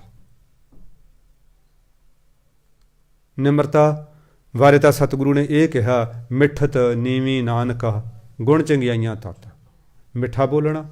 ਸਾਧ ਸੰਗਤ ਜੀ, ਮਿੱਠਾ ਉਹੀ ਬੋਲੂਗਾ ਜਿਹਦੇ ਅੰਦਰ ਨਿਮਰਤਾ ਹੈ। ਜਿਹਦੇ ਅੰਦਰ ਨਿਮਰਤਾ ਨਹੀਂ, ਉਹ ਵੱਡਿਆਂ ਦੀ ਲਿਹਾਜ਼ ਵੀ ਨਹੀਂ ਰੱਖਦਾ। ਉਹ ਆਪਣੇ ਅਧਿਆਪਕਾਂ ਦੀ, ਮਾਂ ਬਾਪ ਦੀ, ਕਿਸੇ ਦੀ ਵੀ ਲਿਹਾਜ਼ ਨਹੀਂ ਰੱਖਦਾ ਜਿਹਦੇ ਅੰਦਰ ਨਿਮਰਤਾ ਨਹੀਂ। ਸਾਡੇ ਸਮਾਜ ਦੇ ਵਿੱਚ ਇੱਕ ਖਿਆਲ ਕੀਤਾ ਜਾਂਦਾ ਹੈ, ਕਹਿੰਦੇ ਜਿਹੜਾ ਕੌੜਾ ਬੰਦਾ ਹੁੰਦਾ ਨਾ, ਮਨ ਦਾ ਸਾਫ਼ ਹੁੰਦਾ। ਮੈਂ ਕਿਹਾ ਯਾਰ ਕਿਆ ਬੇਕੂਫੀ ਵਾਲੀ ਗੱਲ ਹੈ। ਜਿਹਦੇ ਅੰਦਰੋਂ ਖੁਸ਼ਬੂ ਹੋਊਗੀ, ਦੁਰਗੰਧੀ ਉੱਥੋਂ ਕਿੱਥੋਂ ਆਊਗੀ? ਜਿਹਦੇ ਅੰਦਰ ਮਿਠਾਸ ਹੈ, ਉੱਥੋਂ ਕੜਤਣ ਕਿਵੇਂ ਆਊਗੀ? ਇਹਦਾ ਮਤਲਬ ਦੇਖੋ, ਭਗਵਾਨ ਕ੍ਰਿਸ਼ਨ ਬਾਰੇ ਭਾਈ ਗੁਰਦਾਸ ਜੀ ਕਹਿੰਦੇ ਨੇ, ਹੱਸ ਬੋਲੇ ਭਗਵਾਨ ਜੀ, ਸੁਣੋ ਰਾਜਾ ਹੋਏ ਸਣ ਮੁੱਖਾ। ਪਰ ਜਿਹੜਾ ਉਹ ਦੁਰਯੋਧਨ ਹੈ, ਉਹ ਕੌੜਾ ਬੋਲ ਰਿਹਾ ਅੱਗੋਂ। ਪਰ ਭਗਵਾਨ ਬਾਰੇ ਭਾਈ ਗੁਰਦਾਸ ਜੀ ਕਹਿੰਦੇ ਨੇ, ਕਹਿੰਦੇ ਮੁਸਕਰਾ ਕੇ ਕਹਿ ਰਹੇ ਨੇ, ਹੱਸ ਕੇ ਕਹਿ ਰਹੇ ਨੇ, ਰਾਜਾ ਮੇਰੇ ਸਾਹਮਣੇ ਹੋ ਕੇ ਗੱਲ ਸੁਣ ਮੇਰੀ। ਉਹ ਭਗਵਾਨ ਨੂੰ ਲਾਂਭੇ ਦੇ ਰਿਹਾ, ਕਹਿੰਦਾ ਮੈਂ ਤੂੰ ਚੰਗਾ ਬੰਦਾ, ਮੈਂ ਤਾਂ ਤੈਨੂੰ ਰਾਜਾ ਸਮਝਦਾ ਸੀ। ਤੂੰ ਬੇਦਰ ਦੇ ਘਰ ਬੈਠ ਕੇ ਇੱਕ ਪਾਟੀ ਹੋਈ ਬੋਰੀ ਤੇ ਬੈਠ ਕੇ ਅਲੂਣਾ ਸਾਗ ਖਾ ਰਿਹਾ, ਕੇਲਿਆਂ ਦੇ ਛਿਲਕੇ ਖਾ ਰਿਹਾ, ਕਾਹਦਾ ਰਾਜਾ ਤੂੰ? ਮੈਂ ਤੇਰੇ ਵਾਸਤੇ ਦਰੋਣਾਚਾਰੀਆ, ਭੀਸ਼ਮ ਪਤਾਮਾ, ਕਿਰਪਾਚਾਰੀਆ ਵਰਗੇ ਜਿਹੜੇ ਸਭਾ ਦੇ ਸ਼ਿੰਗਾਰ ਨੇ, ਉਹ ਤੇਰੇ ਸਤਿਕਾਰ ਵਾਸਤੇ ਖੜਾਏ। ਤੂੰ ਪਿੱਛੋਂ ਦੀ ਬੈਕ ਡੋਰ ਐਂਟਰੀ ਕਰਕੇ ਬੇਦਰ ਦੇ ਘਰ ਆ ਗਿਆ। ਰੁੱਖਾ ਹੀ ਰੁੱਖਾ ਬੋਲ ਰਿਹਾ, ਕੌੜਾ ਹੀ ਕੌੜਾ ਬੋਲ ਰਿਹਾ। ਪਰ ਭਗਵਾਨ ਹੱਸ ਕੇ ਬੋਲ ਰਹੇ ਨੇ, ਨਿਮਰਤਾ ਨਾਲ ਹੱਥ ਬੰਨ੍ਹ ਕੇ ਬੋਲ ਰਹੇ ਨੇ। ਇਹਦਾ ਮਤਲਬ ਭਗਵਾਨ ਚੋਰ ਹੋ ਗਏ ਫਿਰ ਸਾਡੇ? ਜਿਹੜੀ ਸਾਡੀ ਪਰਖ ਹੈ, ਜਿਹੜਾ ਸਾਡਾ ਪੈਮਾਨਾ ਉਹਦੇ ਮੁਤਾਬਕ। ਸਾਧ ਸੰਗਤ ਜੀ, ਨਹੀਂ। ਜਿਹਦੇ ਅੰਦਰ ਅਸਲੀ ਨਿਮਰਤਾ ਹੈ ਨਾ, ਉਹ ਕੌੜਾ ਕਿਸੇ ਵੀ ਸਟੇਜ 'ਤੇ ਨਹੀਂ ਬੋਲਦਾ। ਕੀ ਗੁਰੂ ਅਰਜਨ ਦੇਵ ਕੌੜਾ ਬੋਲੇ? ਕਿੰਨੇ ਤਸੀਹੇ ਦਿੱਤੇ ਗਏ, ਉਹਨਾਂ ਨੂੰ ਦੇਗ ਦੇ ਵਿੱਚ ਉਬਾਲਿਆ ਗਿਆ, ਤੱਤੀ ਤਵੀ 'ਤੇ ਬਿਠਾਉਣ ਤੋਂ ਪਹਿਲਾਂ ਰੇਤਾ ਸਿਰ 'ਚ ਪਾਇਆ ਗਿਆ, ਤੱਤੀ ਤਵੀ 'ਤੇ ਬਿਠਾਇਆ ਗਿਆ, ਫਿਰ ਵੀ ਰੇਤਾ ਸਿਰ 'ਚ ਪਾਇਆ ਗਿਆ। ਫਿਰ ਉਹਨਾਂ ਨੂੰ ਗਊ ਦੇ ਚਮੜੇ 'ਚ ਮੜਨ ਦੀ ਸਕੀਮ ਕੀਤੀ ਗਈ। ਫਿਰ ਉਹਨਾਂ ਨੂੰ ਰਾਵੀ ਦੇ ਠੰਡੇ ਪਾਣੀ ਦੇ ਵਿੱਚ ਪਾਇਆ ਗਿਆ ਕਿ ਛਾਲੇ ਦੇ ਉੱਤੇ ਠੰਡਾ ਪਾਣੀ ਜਲੂਗਾ, ਤਕਲੀਫ ਹੋਊਗੀ। ਪਰ ਉਹਨਾਂ ਦੇ ਮੂੰਹ ਤੋਂ ਮੁਸਕਰਾਹਟ ਖਤਮ ਹੀ ਨਹੀਂ ਕਰ ਸਕੇ। ਬਾਬਾ ਜ਼ੋਰਾਵਰ ਸਿੰਘ, ਬਾਬਾ ਫਤਿਹ ਸਿੰਘ, ਜਿਨ੍ਹਾਂ ਨੇ 2 ਰਾਤਾਂ ਇੱਥੇ 3 ਦਿਨ ਇੰਨੀ ਠੰਡ ਦੇ ਵਿੱਚ ਭੁੱਖਿਆਂ ਨੇ, ਤਿਹਾਇਆਂ ਨੇ, ਨਦਾਇਆਂ ਨੇ ਕੱਟੀਆਂ ਨੇ। ਸਾਧ ਸੰਗਤ ਜੀ, ਇਤਿਹਾਸ ਕਹਿੰਦਾ ਉਹਨਾਂ ਨੂੰ ਤੂਤ ਦੀਆਂ ਸ਼ਮਕਾਂ ਨਾਲ ਕੁੱਟਿਆ ਗਿਆ, ਕੱਪੜੇ ਲਹਾ ਕੇ ਕਿ ਤੁਸੀਂ ਮੁਸਲਮਾਨ ਬਣੋ। ਕੁੱਟਿਆ ਗਿਆ, ਹੱਥਾਂ ਵਿੱਚ ਪਲੀਤੇ ਲਾ ਕੇ ਅੱਗ ਲਾਈ ਗਈ, ਉਹਨਾਂ ਨੂੰ ਪਿੱਪਲ ਨਾਲ ਬੰਨ੍ਹ ਕੇ ਗਲੇਲੇ ਮਾਰੇ ਗਏ। ਅੱਜ ਤੱਕ ਕਿਸੇ ਇਤਿਹਾਸ ਨੇ ਇਹ ਨਹੀਂ ਲਿਖਿਆ ਕਿ ਉਹ ਜਿਹੜਾ ਹੈ ਵਜੀਦ ਖਾਨ ਨੂੰ ਕੌੜਾ ਬੋਲੇ ਹੋਣ, ਰੁੱਖਾ ਬੋਲੇ ਹੋਣ, ਜਾਂ ਮਾਤਾ ਗੁਜਰ ਕੌਰ ਨੇ ਕੋਈ ਦੁਰਸੀਸਾਂ ਦਿੱਤੀਆਂ ਹੋਣ ਬਈ ਤੇਰੇ ਬੱਚਿਆਂ ਨਾਲ ਇੱਦਾਂ ਹੋਵੇ, ਤੇਰਾ ਇਹ ਹੋਵੇ। ਕਿਉਂਕਿ ਅੰਦਰ ਕੁੜੱਤਣ ਹੈ ਹੀ ਨਹੀਂ ਸੀ, ਅੰਦਰ ਕੁੜੱਤਣ ਹੈ ਨਹੀਂ ਸੀ। ਇਹ ਤਾਂ ਜਿਹੜੇ ਅਸੀਂ ਕੌੜੇ ਬੰਦੇ ਆ ਨਾ, ਅਸੀਂ ਆਪਣੇ ਆਪ ਇੱਕ ਢਕੌਂਸਲਾ ਰਚ ਲਿਆ। ਜਿਹੜੇ ਕੌੜੇ ਹੁੰਦੇ ਨੇ ਜੀ, ਉਹ ਮਨ ਦੇ ਸਾਫ਼ ਹੁੰਦੇ ਨੇ। ਕੋਈ ਸਾਫ਼ ਨਹੀਂ ਹੁੰਦੇ ਮਨ ਦੇ, ਕੋਈ ਸਾਫ਼ ਨਹੀਂ ਹੁੰਦੇ। ਜਿਹਦੇ ਅੰਦਰ ਕੁੜੱਤਣ ਹੈ ਨਹੀਂ, ਉਹ ਕੌੜਾ ਬੋਲੂਗਾ ਕਿਉਂ, ਕਿੱਥੋਂ? ਜਿਹਦੇ ਅੰਦਰ ਕੁੜੱਤਣ ਹੈ, ਉਹਦੇ ਅੰਦਰੋਂ ਹੀ ਕੁੜੱਤਣ ਨਿਕਲੂਗੀ ਨਾ। ਸਾਡੇ ਘਰੇ ਭਾਂਡੇ ਨੇ ਰਸੋਈ ਦੇ ਵਿੱਚ, ਜਿਹਦੇ ਵਿੱਚ ਨਮਕ ਹੈ ਉਹ 'ਚੋਂ ਨਮਕੇ ਨਿਕਲੂਗਾ ਨਾ। ਜੇ ਆਪਾਂ ਆਖਾਂਗੇ ਜੀ ਉਹਦੇ ਉੱਤੇ ਆਪਾਂ ਖੰਡ ਲਿਖ ਦਾਂਗੇ, ਉਹਦੇ ਅੰਦਰ ਮੂਹਰੋਂ ਖੰਡ ਲਿਖਣ ਨਾਲੋਂ 'ਚੋਂ ਖੰਡ ਤਾਂ ਨਹੀਂ ਨਿਕਲੂਗੀ, ਉਹ ਤਾਂ ਨਮਕੇ ਨਿਕਲੂਗਾ। ਜੇ ਅਸੀਂ ਨਮਕ ਦੇ ਡੱਬੇ ਦੇ ਉੱਤੇ ਜਿਹੜਾ ਹੈ ਖੰਡ ਦੇ ਉੱਤੇ ਨਮਕ ਲਿਖ ਦਾਂਗੇ ਤਾਂ ਉਹ 'ਚੋਂ ਮਿਠਾਸ ਨਿਕਲੂਗੀ, ਉਹ 'ਚੋਂ ਖਾਰਾ ਪਾਣੀ ਨਹੀਂ ਨਿਕਲੂਗਾ, ਉਹ 'ਚੋਂ ਖਾਰਾ ਪਾਣੀ ਨਹੀਂ ਨਿਕਲੂਗਾ। ਪਰਮਾਤਮਾ ਨੇ ਜਿਹਨੂੰ ਨਿਮਰਤਾ ਦੀ ਦਾਤ ਬਖਸ਼ੀ ਹੈ, ਮਹਾਰਾਜ ਜੀ ਕਹਿੰਦੇ ਉਹਨਾਂ ਨੇ ਇਹ ਦਾਤ ਪਾਈ ਹੈ ਦਾਸ ਦਸੰਤਾਂ, ਦਾਸਾਂ ਦਾ ਦਾਸ ਹੋ ਕੇ। ਗੁਰੂ ਅਰਜਨ ਦੇਵ ਮਹਾਰਾਜ ਦੀ ਜਦੋਂ ਬਾਣੀ ਪੜ੍ਹਦੇ ਆਪਾਂ, ਕਿੰਨਾ ਲਿਖਿਆ, ਮੋਹ ਕੋ ਕਰ ਸੰਤਨ ਕੀ ਧੂਰੇ, ਮਨੂ ਸੰਤਾਂ ਦੀ ਧੂੜ ਬਣਾ ਦੇ। ਇੱਕ ਥਾਂ ਤੇ ਲਿਖਿਆ, ਕਹਿੰਦੇ ਜਿਹੜੇ ਪਰਮਾਤਮਾ ਦੇ ਪਿਆਰੇ ਨੇ ਉਹਨਾਂ ਦੇ ਚਰਨਾਂ ਦੀ ਧੂੜ ਕਿਉਂ ਲੱਭੈ ਤਿਨ ਖਾਕ, ਉਹਦੇ ਚਰਨਾਂ ਦੀ ਖਾਕ ਕਿਵੇਂ ਲੱਭਦੀ ਹੈ। ਇੰਨੀ ਉਹਨਾਂ ਨੇ ਮਹਾਨਤਾ ਦਿੱਤੀ ਹੈ ਇਸ ਗੱਲ ਨੂੰ, ਇੰਨੀ ਨਿਮਰਤਾ ਮੇਰੇ ਸਤਿਗੁਰੂ ਦੇ ਵਿੱਚ। ਸਾਰੀ ਉਮਰ ਉਹਨਾਂ ਦਾ ਭਰਾ ਪਰੇਸ਼ਾਨ ਕਰਦਾ ਰਿਹਾ ਉਹਨਾਂ ਨੂੰ, ਉਹਨਾਂ ਦੀ ਭਰਜਾਈ ਕੌੜੇ ਕੌੜੇ ਬੋਲ ਬੋਲ ਕੇ ਕਾਲਜਾ ਸਾੜਦੀ ਰਹੀ, ਪਰ ਕਦੇ ਵੀ ਉਲਾਂਭਾ ਨਹੀਂ ਦਿੱਤਾ। ਅਲਾਹਣੋ ਮੈਂ ਕਾਹੂ ਨਾ ਦਿਓ, ਮਨ ਮੀਠ ਤੁਹਾਰੋ ਕੀਓ, ਕਿਉਂਕਿ ਮਿੱਠਾ ਕੜਤਣ ਹੈ ਹੀ ਨਹੀਂ ਸੀ। ਪਰਮਾਤਮਾ ਬਾਰੇ ਪੁੱਛਿਆ ਗੁਰੂ ਅਰਜਨ ਦੇਵ ਮਹਾਰਾਜ ਨੂੰ, ਕਹਿੰਦੇ ਜੀ ਪਰਮਾਤਮਾ ਨੂੰ ਸਾਰੇ ਕੰਮ ਆਉਂਦੇ ਨੇ? ਕਹਿੰਦੇ ਹਾਂ ਸਾਰੇ ਆਉਂਦੇ ਨੇ। ਕਹਿੰਦੇ ਕੋਈ ਐਸਾ ਕੰਮ ਹੈ ਜਿਹੜਾ ਪਰਮਾਤਮਾ ਨੂੰ ਨਾ ਆਉਂਦਾ ਹੋਵੇ? ਗੁਰੂ ਅਰਜਨ ਦੇਵ ਮਹਾਰਾਜ ਸੋਚ ਕੇ ਕਹਿੰਦੇ ਹਾਂ ਇੱਕ ਕੰਮ ਹੈ ਜਿਹੜਾ ਪਰਮਾਤਮਾ ਨੂੰ ਨਹੀਂ ਆਉਂਦਾ। ਕਹਿੰਦੇ ਜੀ ਪਰਮਾਤਮਾ ਨੂੰ ਐਸਾ ਕੰਮ ਕਿਹੜਾ ਪਰਮਾਤਮਾ ਨੂੰ ਨਹੀਂ ਆਉਂਦਾ? ਉਹ ਕਹਿੰਦੇ ਹਾਂ ਇੱਕ ਕੰਮ ਹੈ ਜਿਹੜਾ ਪਰਮਾਤਮਾ ਨੂੰ ਆਉਂਦਾ ਹੀ ਨਹੀਂ। ਕਹਿੰਦੇ ਜੀ ਉਹ ਕਿਹੜਾ ਕੰਮ ਹੋਇਆ? ਉਹ ਕਹਿੰਦੇ ਕੌੜਾ ਬੋਲ ਨਾ ਜਾਣੈ ਪੂਰਨ ਭਗਵਾਨੈ, ਔਗਣ ਕੋ ਨਾ ਚਿਤਾਰੇ, ਉਹਨੂੰ ਕੌੜਾ ਬੋਲਣਾ ਨਹੀਂ ਆਉਂਦਾ। ਕਿਆ ਕਮਾਲ ਹੈ ਯਾਰ। ਮੈਂ ਸੋਚ ਰਿਹਾ ਰਘਵੀਰ ਸਿੰਘ ਤੈਨੂੰ ਮਿੱਠਾ ਨਹੀਂ ਬੋਲਣਾ ਆਉਂਦਾ ਤੇ ਉਹਨੂੰ ਕੌੜਾ ਨਹੀਂ ਬੋਲਣਾ ਆਉਂਦਾ, ਮੇਲ ਕਿਵੇਂ ਹੋਏਗਾ? ਇੱਕ ਨਿਰਾ ਕੌੜਾ ਹੈ, ਇੱਕ ਨਿਰਾ ਕਾਲਾ ਹੈ, ਇੱਕ ਨਿਰਾ ਚਿੱਟਾ ਹੈ, ਇੱਕ ਨਿਰਾ ਜਮੀ ਜ਼ਹਿਰ ਹੈ, ਇੱਕ ਮਿੱਠਾ ਹੈ, ਮੇਲ ਕਿਵੇਂ ਹੋਏਗਾ ਆਪਸ ਦੇ ਵਿੱਚ? ਬੜੀ ਮੁਸ਼ਕਿਲ ਹੈ ਨਾ ਗੱਲ ਮਿੱਠਾ ਹੋਣ ਦੀ। ਤਾਂ ਹੁਣ ਸਤਿਗੁਰੂ ਮਠਿਆਸ ਭਰਨ ਤਾਂ ਇਹ ਗੱਲ ਬਣੇਗੀ ਨਾ। ਇੱਕ ਬੜੀ ਕਮਾਲ ਦੀ ਗੱਲ ਇਹ ਹੈ, ਸਾਰੇ ਫਲ ਪੱਕਦੇ ਨੇ ਮਿੱਠੇ ਹੋ ਜਾਂਦੇ ਨੇ। ਅੰਬ ਹੈ, ਟਾਹਣੀ ਨਾਲੋਂ ਨਾ ਤੋੜੋ, ਮਿੱਠਾ ਪਿਲ ਪਿਲਾ। ਉਹਦੇ ਵਿੱਚ ਦੋ ਗੁਣ ਆ ਜਾਂਦੇ ਨੇ, ਇੱਕ ਤਾਂ ਉਹਦਾ ਰੰਗ ਬੜਾ ਸੋਹਣਾ ਹੋ ਜਾਂਦਾ, ਦੂਸਰੇ ਨੰਬਰ 'ਤੇ ਪੋਲਾ ਹੋ ਜਾਂਦਾ, ਸੌਫਟ ਨਰਮ ਹੋ ਜਾਂਦਾ, ਤੀਜੇ ਨੰਬਰ 'ਤੇ ਉਹ 'ਚ ਮਿਠਾਸ ਆ ਜਾਂਦੀ ਹੈ। ਪਰ ਇਹ ਮਨੁੱਖ ਰੂਪੀ ਫਲ ਐਸਾ ਹੈ, ਜਿਉਂ-ਜਿਉਂ ਇਹ ਪੱਕਦਾ ਨਾ, ਦਾੜੀ ਚਿੱਟੀ ਹੁੰਦੀ ਹੈ, ਇਹ ਖਿੱਚਦਾ, ਇਹ ਕੌੜਾ ਹੁੰਦਾ, ਇਹ ਨੂੰਹਾਂ ਨਾਲ, ਧੀਆਂ ਨਾਲ, ਜਵਾਈਆਂ ਨਾਲ, ਪੋਤੇ ਪੋਤੀਆਂ ਨਾਲ, ਦੋਤੇ ਦੋਤੀਆਂ ਨਾਲ ਖਿੱਚੀ ਜਾਂਦਾ, ਕੌੜਾ ਹੋਈ ਜਾਂਦਾ, ਜਿਉਂ-ਜਿਉਂ ਬੁੜਾ ਹੋਈ ਜਾਂਦਾ। ਇਸ ਕਰਕੇ ਸਾਰੇ ਤੋਂ ਪਰਾਂ ਭਜਦੇ ਨੇ, ਕੋਈ ਇਹਦੇ ਕੋਲੇ ਬੈਠ ਕੇ ਰਾਜੀ ਨਹੀਂ। ਫਿਰ ਇਹ ਹੋਰ ਖਿੱਚਦਾ, ਇਹ ਮੈਨੂੰ ਹੁਣ ਪੁੱਛਦੇ ਨਹੀਂ ਹੈਗੇ, ਇਹ ਕੱਲ੍ਹ ਦੀਆਂ ਆਈਆਂ ਨੇ, ਇਹ ਮਾਲਕਣਾ ਬਣ ਗਈਆਂ, ਮੈਂ ਜ਼ਮੀਨ ਬਣਾਈ, ਮੈਂ ਰਿਸ਼ਵਤਾਂ ਲਈਆਂ, ਮੈਂ ਪਾਪ ਕਰੇ, ਮੈਂ ਏਡੇ ਏਡੇ ਘਰ ਬਣਾਏ, ਇਹ ਮੇਰੇ ਕੋਲੇ ਨਹੀਂ, ਮੇਰੀ ਗੱਲ ਨਹੀਂ ਪੁੱਛਦੇ। ਇਹ ਸਗੋਂ ਹੋਰ ਖਿੱਚਦਾ, ਹੋਰ ਕੌੜਾ ਹੁੰਦਾ। ਜਿਉਂ-ਜਿਉਂ ਇਹਨੂੰ ਪੱਕਣਾ ਚਾਹੀਦਾ ਸੀ, ਜਿਉਂ-ਜਿਉਂ ਮੂੰਹ 'ਚੋਂ ਦੰਦ ਨਿਕਲਣੇ ਸੀ, ਅੱਖਾਂ ਦੀ ਨਜ਼ਰ ਘਟਣੀ ਸੀ, ਚਿੱਟੀ ਦਾੜੀ ਆਉਣੀ ਸੀ, ਆਉਣ 'ਚ ਮਿਠਾਸ ਚਾਹੀਦੀ ਸੀ, ਆਉਣ 'ਚ ਨਰਮਾਈ ਚਾਹੀਦੀ ਸੀ, ਪਰ ਉਲਟ ਹੋ ਗਿਆ ਕੰਮ, ਉਲਟ ਹੋ ਗਿਆ ਕੰਮ। ਇਹ 'ਚ ਕੜੱਤਣ ਆ ਗਈ, ਜਿਹੜੀ ਕਿ ਬਿਲਕੁਲ ਕੁਦਰਤ ਦੇ ਨਿਯਮ ਦੇ ਮੁਤਾਬਕ ਗਲਤ ਹੈ। ਸਿਆਣੇ ਬੰਦੇ ਨੂੰ, ਬੁੱਢੇ ਬੰਦੇ ਨੂੰ, ਇਹ ਫਾਰਸੀ ਵਾਲੇ ਕਹਿੰਦੇ ਬਜ਼ੁਰਗ। ਬਜ਼ੁਰਗ ਦਾ ਮਤਲਬ ਬੁੱਢਾ ਨਹੀਂ ਹੁੰਦਾ ਜੀ, ਕਿਤੇ ਇਹ ਭੁਲੇਖੇ 'ਚ ਨਾ ਰਹਿ ਜਾਓ ਕਿ ਬਜ਼ੁਰਗ ਮਤਲਬ ਬੁੱਢਾ ਹੁੰਦਾ। ਬਜ਼ੁਰਗ ਦਾ ਮਤਲਬ ਹੁੰਦਾ ਗਿਆਨਵਾਨ, ਬਜ਼ੁਰਗ ਦਾ ਮਤਲਬ ਹੁੰਦਾ ਸੱਚਾਈ 'ਤੇ ਚੱਲਣ ਵਾਲਾ, ਬਜ਼ੁਰਗ ਦਾ ਮਤਲਬ ਹੁੰਦਾ ਗੁਣਾਂ ਦਾ ਮੁਜੱਸਮਾ, ਜਿਹ 'ਚ ਗੁਣ ਹੋਣ ਉਹਨੂੰ ਬਜ਼ੁਰਗ ਕਹਿੰਦੇ ਨੇ। ਕੱਲੇ ਐਵੇਂ ਕੌੜੇ ਸ਼ਰਾਬੀ ਕਬਾਬੀ ਪਾਪੀ ਬੰਦੇ ਨੂੰ, ਕੋਈ ਚਾਹੇ ਬੁੱਢਾ ਹੀ ਹੋਵੇ, ਉਹਨੂੰ ਬਜ਼ੁਰਗ ਨਹੀਂ ਕਹਿਣਾ ਚਾਹੀਦਾ। ਇਹ ਤਾਂ ਬਜ਼ੁਰਗ ਸ਼ਬਦ ਦੀ ਬੇਅਦਬੀ ਆ। ਆਪਾਂ ਕਹਿੰਦੇ ਜੀ ਫਲਾਣਾ ਬੰਦਾ ਬਜ਼ੁਰਗ ਹੈ, ਉਹ ਬਜ਼ੁਰਗ ਦਾ ਮਤਲਬ ਇਹ ਹੁੰਦਾ ਜੀ ਜਿਹ 'ਚ ਗੁਣ ਹੋਣ, ਜਿਹ 'ਚ ਨਿਮਰਤਾ ਹੋਵੇ, ਜਿਹ 'ਚ ਮਿਠਾਸ ਹੋਵੇ, ਜਿਹਦੇ ਪੱਲੇ ਗਿਆਨ ਹੋਵੇ, ਗਿਆਨਵਾਨ, ਉਹਨੂੰ ਬਜ਼ੁਰਗ ਕਹਿੰਦੇ ਨੇ।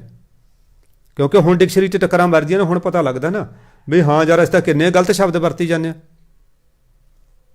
ਅਸੀਂ ਤਾਂ ਕਿੰਨੇ ਸ਼ਬਦ ਗਲਤ ਵਰਤਦੇ ਹਾਂ। ਬਜ਼ੁਰਗ ਦਾ ਮਤਲਬ ਇਹ ਹੁੰਦਾ ਵੱਡਾ ਹੋਣਾ। ਗਰੀਬ ਨਵਾਜ਼ ਸਤਿਗੁਰੂ ਕਹਿੰਦੇ ਜੀ ਇਹ ਬੜੀ ਨਿਮਰਤਾ ਦੇ ਭਾਵ ਨਾਲ, ਦਾਸ ਦਸੰਤਨ, ਦਾਸਾਂ ਦਾ ਦਾਸ ਹੋਣ ਦੀ ਭਾਵਨਾ ਨਾਲ ਪਾਇਆ ਜਾਂਦਾ। ਇਹ ਸਦਾ ਨਿਕਟ ਨਿਕਟ ਹਰ ਜਾਨ, ਸੋ ਦਾਸ ਦਰਗਾਹ ਪ੍ਰਵਾਨ। ਜਾਨ ਦੇ ਨੰਨੇ ਨੂੰ ਔਂਕੜ ਲਾਈਏ, ਨਾਉਨ ਬਣਾਤਾ, ਭਾਵ ਜਿਹੜਾ ਹਮੇਸ਼ਾ ਹਮੇਸ਼ਾ ਪਰਮਾਤਮਾ ਨੂੰ ਨੇੜੇ ਜਾਣਨ ਵਾਲਾ ਹੈ। ਭਾਵ ਜਿਹੜਾ ਇਹ ਸਮਝਦਾ ਕਿ ਪਰਮਾਤਮਾ ਮੈਨੂੰ ਮੇਰੇ ਅੰਗ ਸੰਗ ਹੈ, ਪਰਮਾਤਮਾ ਮੇਰੇ ਹਰ ਕੰਮ ਨੂੰ ਦੇਖ ਰਿਹਾ ਹੈ, ਪਰਮਾਤਮਾ ਮੇਰੀ ਹਰੇਕ ਗੱਲ ਨੂੰ ਸੁਣ ਰਿਹਾ ਹੈ, ਪਰਮਾਤਮਾ ਮੇਰੀ ਹਰੇਕ ਸੋਚ ਨੂੰ, ਜੋ ਮੇਰੇ ਅੰਦਰ ਖਿਆਲ ਚੱਲ ਰਿਹਾ ਹੈ, ਉਸ ਨੂੰ ਵੀ ਵਾਚ ਰਿਹਾ ਹੈ।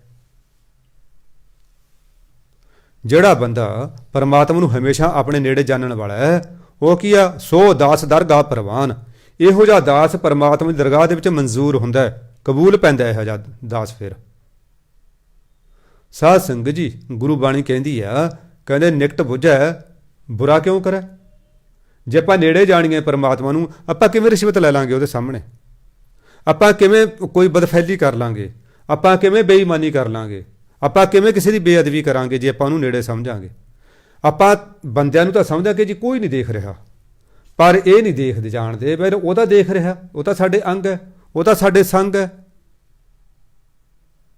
ਉਹ ਤਾਂ ਸਾਡੇ ਹਰ ਕਰਮ ਨੂੰ, ਸਾਡੀ ਹਰ ਸੋਚ ਨੂੰ ਦੇਖ ਰਿਹਾ, ਸੁਣ ਰਿਹਾ, ਜਾਣ ਰਿਹਾ।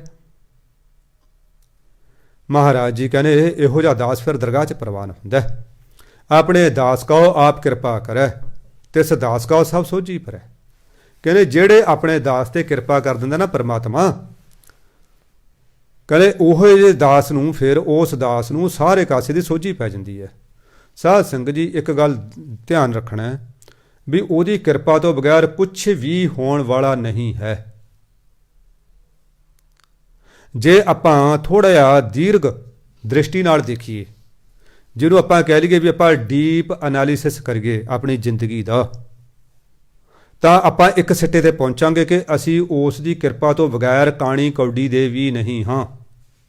ਜੇ ਅਸੀਂ ਅੱਜ ਸਾਡਾ ਕੋਈ ਮੁੱਲ ਪਿਆ ਹੋਇਆ ਸਮਾਜ ਦੇ ਵਿੱਚ, ਪਰਿਵਾਰ ਦੇ ਵਿੱਚ, ਸਾਨੂੰ ਕਿਤੇ ਕੋਈ ਸਤਿਕਾਰ ਮਾਣ ਮਿਲ ਰਿਹਾ ਹੈ, ਇਹ ਕੇਵਲ ਤੇ ਕੇਵਲ ਉਹਦੀ ਕਿਰਪਾ ਸਦਕਾ ਹੀ ਮਿਲ ਰਿਹਾ, ਕਿਉਂਕਿ ਉਸ ਨੇ ਸਾਨੂੰ ਕੁਝ ਗੁਣ ਦਿੱਤੇ।